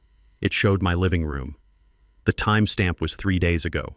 The audio boomed through the speakers crystal clear. Paige's voice filled the ballroom, sharp and venomous. "He smells like death, Tyrell. I cannot stand it. We have to get him out of here." The crowd gasped. It was a collective, sharp intake of breath. On screen, Paige was pacing, holding a glass of wine, kicking my old shoes out of her way. "Just give it a week," Tyrell's voice replied from the speakers. "We get him to sign the papers, then we dump him at the state facility. Who cares if it smells like cabbage? He will be dead in a year anyway." On stage, Tyrell turned white. He looked at the screen, then at the crowd. He looked like a deer in headlights. "That is fake," he shouted, waving his hands. "That is AI. That is not real." The video cut to a new clip. It was the kitchen. Tyrell was standing by the counter holding my wallet. He was pulling out the $60 I kept for emergencies. Pizza money. He laughed on the video, stuffing the cash into his pocket. The old man does not need cash in the basement. What is he going to buy? Rats? A woman in the front row covered her mouth with her hand. A man near the back booed. The video cut again. This time it was the bedroom. Paige was sitting at the vanity. She was holding Coretta's jewelry box. She was holding the pearl earrings. "These are worth a few hundred," she said, examining them. "Let us pawn them. We need bottle service tonight at Velocity. The old hag does not need them anymore. She is dead." That was the kill shot. The mention of my dead wife, the desecration of her memory. The crowd turned. The atmosphere in this room shifted instantly from shock to hostility. These people were wealthy. They were snobs. But even snobs have lines they do not cross. Selling a dead mother's jewelry for vodka was a sin even they could not forgive. Paige screamed. It was a primal sound of pure rage and humiliation. She ran toward the stage. "Turn it off," she shrieked, clawing at the air. "Turn it off, you old bastard." I pressed the button one last time. The screen went black. I looked down at Paige, who was now standing at the foot of the stage, her face twisted into a mask of hatred. "You wanted the spotlight, Paige. I said into the microphone. You wanted everyone to know who you are. Well, now they know. I turned to Tyrell. He was trembling. He looked like he was going to vomit. And you? I said, my voice quiet but amplified to thunderous volume. You wanted to be the head of the family. You wanted to be the man. Well, a man pays his own bills, son. A man protects his family. A man does not steal from his father and sleep in his bed while he rots in the cellar. Tyrell lunged for me. He lost all control. He raised his fist, ready to strike his own father on stage in front of 300 witnesses. I did not flinch. I did not move. But Steinberg did. He signaled to the side of the stage. 2 massive security guards who had been waiting in the wings stepped out. They intercepted Tyrell before he could get within 3 feet of me. One of them grabbed his arm and twisted it behind his back, forcing him to his knees. Let me go, Tyrell screamed, kicking and thrashing. That is my money. He stole my money. I looked down at him kneeling on the stage. It is not your money, I said. It never was. I looked out at the crowd. The show is over, folks, I said. The bar is closed, and the check is due. I dropped the microphone. It hit the stage with a deafening thud that echoed the finality of the moment. I walked down the stairs past Paige, who was sobbing on the floor, past the stunned guests who parted for me like the Red Sea. Steinberg walked beside me, picking up his briefcase. We walked toward the exit, leaving the chaos behind us. I could hear the shouts. I could hear the accusations. I could hear the sound of a world collapsing. And for the first time in a long time, my heart didn't hurt at all. It felt light. It felt clean. It felt free. The silence in the grand ballroom was heavy enough to crush a man. Tyrell remained on his knees, his tuxedo trousers straining against the floorboards, while the 2 security guards held his arms in a vice grip. He looked up at me with eyes that were red and wet with a mixture of rage and terror. The guests who moments ago had been sipping expensive champagne were now backing away, forming a wide circle around the wreckage of my family. They watched with the morbid fascination of drivers passing a fatal car crash. Paige stood near the edge of the stage, her chest heaving, her mascara running in dark rivets down her face, ruining the makeup she had spent 3 hours applying. You cannot do this, Tyrell whispered, his voice cracking under the weight of his denial. The trust. We signed the papers. We are the beneficiaries. You said after 90 days it was ours. Steinberg stepped forward. He opened his briefcase with a sharp click that echoed through the room.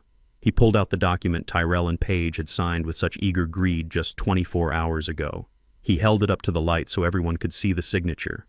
You did sign the papers, son, Steinberg said, his voice projecting to the back of the room without the need for a microphone. You signed a quitclaim deed transferring all rights to the house to Langston, and you signed a waiver of beneficiary rights for the Bennett Family Trust, but you did not read the fine print of the trust structure itself. What fine print? Paige shrieked, stepping forward. We are the family. Who else would the money go to? I took the microphone back. It felt cold in my hand. I established the trust yesterday, I said, my voice steady and hard. But it is not a family trust. It is a charitable remainder trust. Tyrell blinked. What does that mean? It means, I said, leaning down so he could hear me clearly, that the $80 million has already been transferred. Every single cent. It was wired this morning at 9 o'clock. Transferred where Paige screamed. To your account. No, I said. To the Coretta Bennett Foundation. The name of my late wife hung in the air. I saw a few of the older guests nod in recognition. They remembered her. They remembered her kindness. I donated the entire jackpot, I continued. The money will be used to build affordable housing for seniors. It will pay for medical care for people who have been abandoned by their families. It will ensure that no one else has to sleep in a basement because their children want a yoga studio. You gave it away, Tyrell choked out. You gave away $80 million. I did not give it away, I corrected him. I invested it in people who deserve it, people who know the value of $1, people who would never sell their mother's jewelry for a bottle of vodka. You are lying, Paige hissed. You are just saying that to hurt us. You would never throw away that kind of money. You are too cheap. You are a miser. Steinberg pulled another document from his case. It was a receipt, a wire transfer confirmation from the Lottery Commission directly to the nonprofit organization escrow account. It is done, Mrs. Bennett Steinberg said coldly. The money is gone. It is irrevocable. Langston Bennett does not have $80 million, and neither do you. The reality hit them like a physical blow. I watched the hope die in their eyes. I watched the dreams of the Malibu mansion and the private jets evaporate into smoke.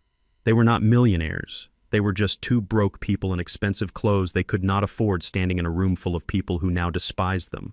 "But we still have the house," Tyrell stammered, trying to find some piece of debris to cling to in the storm. "We have the house on Martin Luther King Boulevard. The land is worth money. We can sell it. We can start over." I shook my head slowly. "You do not have the house, son. You signed the quitclaim deed. Remember, you gave it to me. So give it back." Tyrell pleaded. "Just give us the house, Dad, please. We have nowhere else to go." "I do not have the house either," I said. "What?" Paige asked. "I sold it," I said, "this morning, while you were getting your hair done." While Tyrell was picking up his tuxedo, I met with a developer. A man who has been trying to buy that block for years. I sold it to him for cash. 50% below market value just to get the deal done fast. "You sold our home," Tyrell whispered. "It was my home," I snapped. "You were just squatting in it, and the new owner takes possession in 1 hour. He is sending a crew to change the locks and clear out the debris." "Debris," Paige whispered. "Our stuff. Your stuff is on the curb," I said, "or it will be by the time you get there, if the scavengers have not gotten to it first." The devastation was total. They had nothing. No money, no house, no future. That was when Tyrell snapped. The realization that he was truly destitute, that he had played the game and lost everything, broke whatever sanity he had left. He let out a roar of pure animalistic rage. He threw his body weight against the guards. He managed to break one arm free. He lunged for me, his fingers curled into claws, reaching for my throat. "I will kill you!" he screamed, spittle flying from his mouth. "I will kill you, old man!" The crowd screamed. I stood my ground. I did not flinch. I did not back down. I looked at the violence in his eyes, and I saw the stranger he had become. The security guard slammed Tyrell back onto the floor face first. I heard the air leave his lungs in a whoosh. The second guard dropped a knee onto his back, pinning him down. Tyrell thrashed and cursed, shouting obscenities that made the high society guests cover their ears. "Get him off me," Paige yelled, running toward Tyrell. "Let him go." She raised her hand to strike the guard. It was a foolish mistake. The guard caught her wrist mid-air. He did not hurt her, but he held her firm. "That is assault, ma'am," he said, his voice flat. Suddenly, the double doors at the back of the ballroom burst open. It wasn't the police. Not yet. It was the hotel manager, a man named Mr. Sterling, no relation to the lawyer. He looked furious. He was followed by two men in cheap suits holding clipboards. Mr. Bennett, the manager, shouted, marching through the crowd. "Mr. Tyrell Bennett." Tyrell looked up from the floor, his face pressed against the carpet. What he spat. "Your credit card was declined," the manager announced loudly enough for everyone to hear. We tried to run the final balance for the event, the catering, the bar tab. It came back insufficient funds.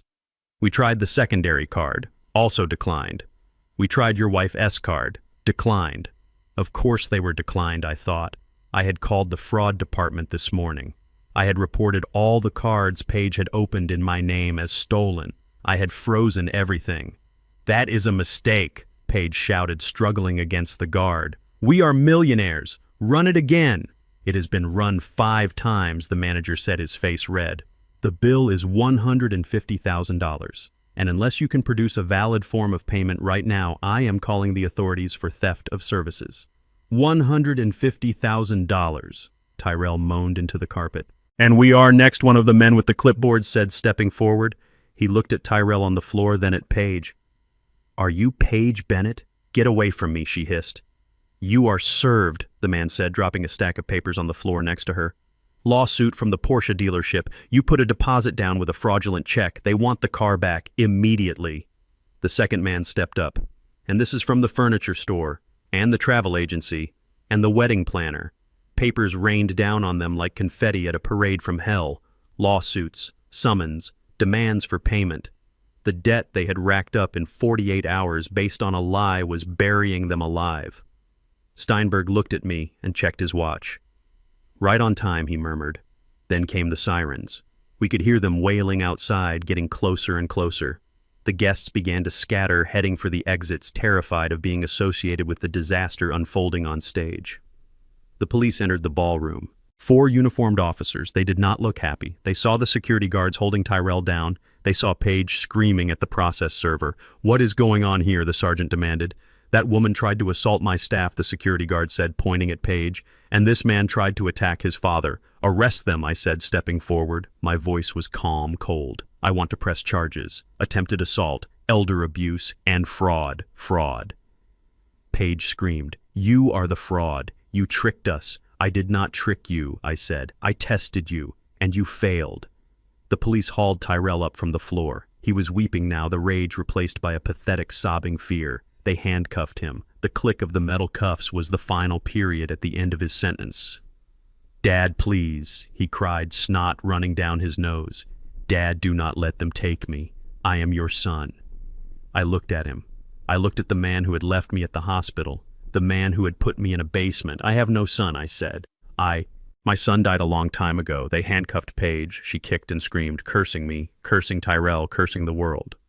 They dragged them out of the ballroom through the kitchen exit so they would not disturb the remaining guests. Steinberg and I followed them out to the front of the hotel. The valet stand was chaotic, but right in the center of the driveway a tow truck was backing up to the white Porsche Cayenne. No Paige screamed as the officers shoved her into the back of a squad car. Not the car. Anything but the car. The tow truck driver hooked the chains onto the axle. He lifted the pristine white SUV into the air. The alarm started blaring a rhythmic honking that sounded like a death knell for their vanity. I watched as they were driven away in the back of the police car. I watched as the tow truck dragged their dream car down the street. I watched the hotel manager talking to the police, pointing at the ballroom where the unpaid champagne was getting warm. They had lost everything. Their home, their car, their reputation, their freedom. Steinberg put a hand on my shoulder. "It is done, Langston," he said. I looked at the empty driveway. I felt the cool night air on my face.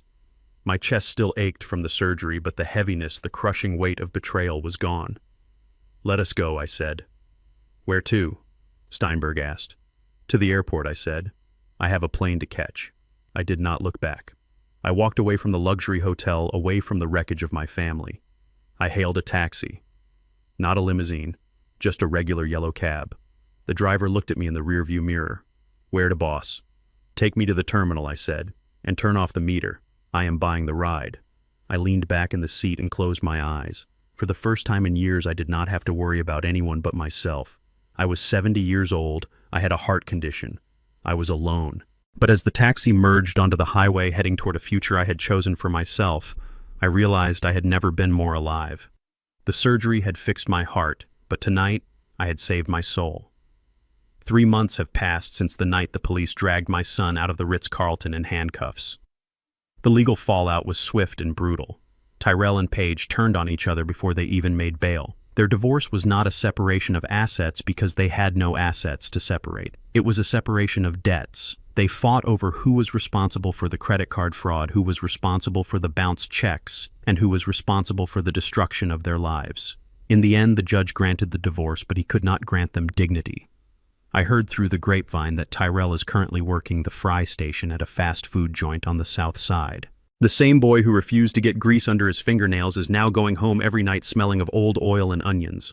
A friend of mine stopped by there last week. He said he saw a manager, a kid barely out of high school, screaming at Tyrell for dropping a basket of fries. Tyrell just stood there, head bowed, taking it. He looked 20 years older. His arrogance was gone, scrubbed away by the harsh abrasive of reality.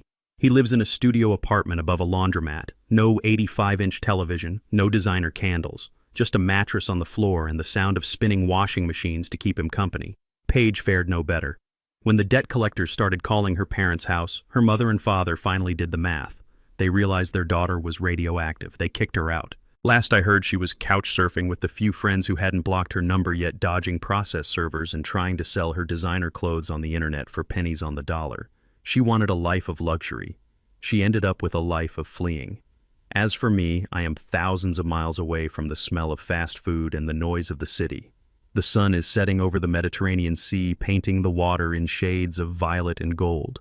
I am sitting on the deck of a yacht that I rented for the month. I am not alone.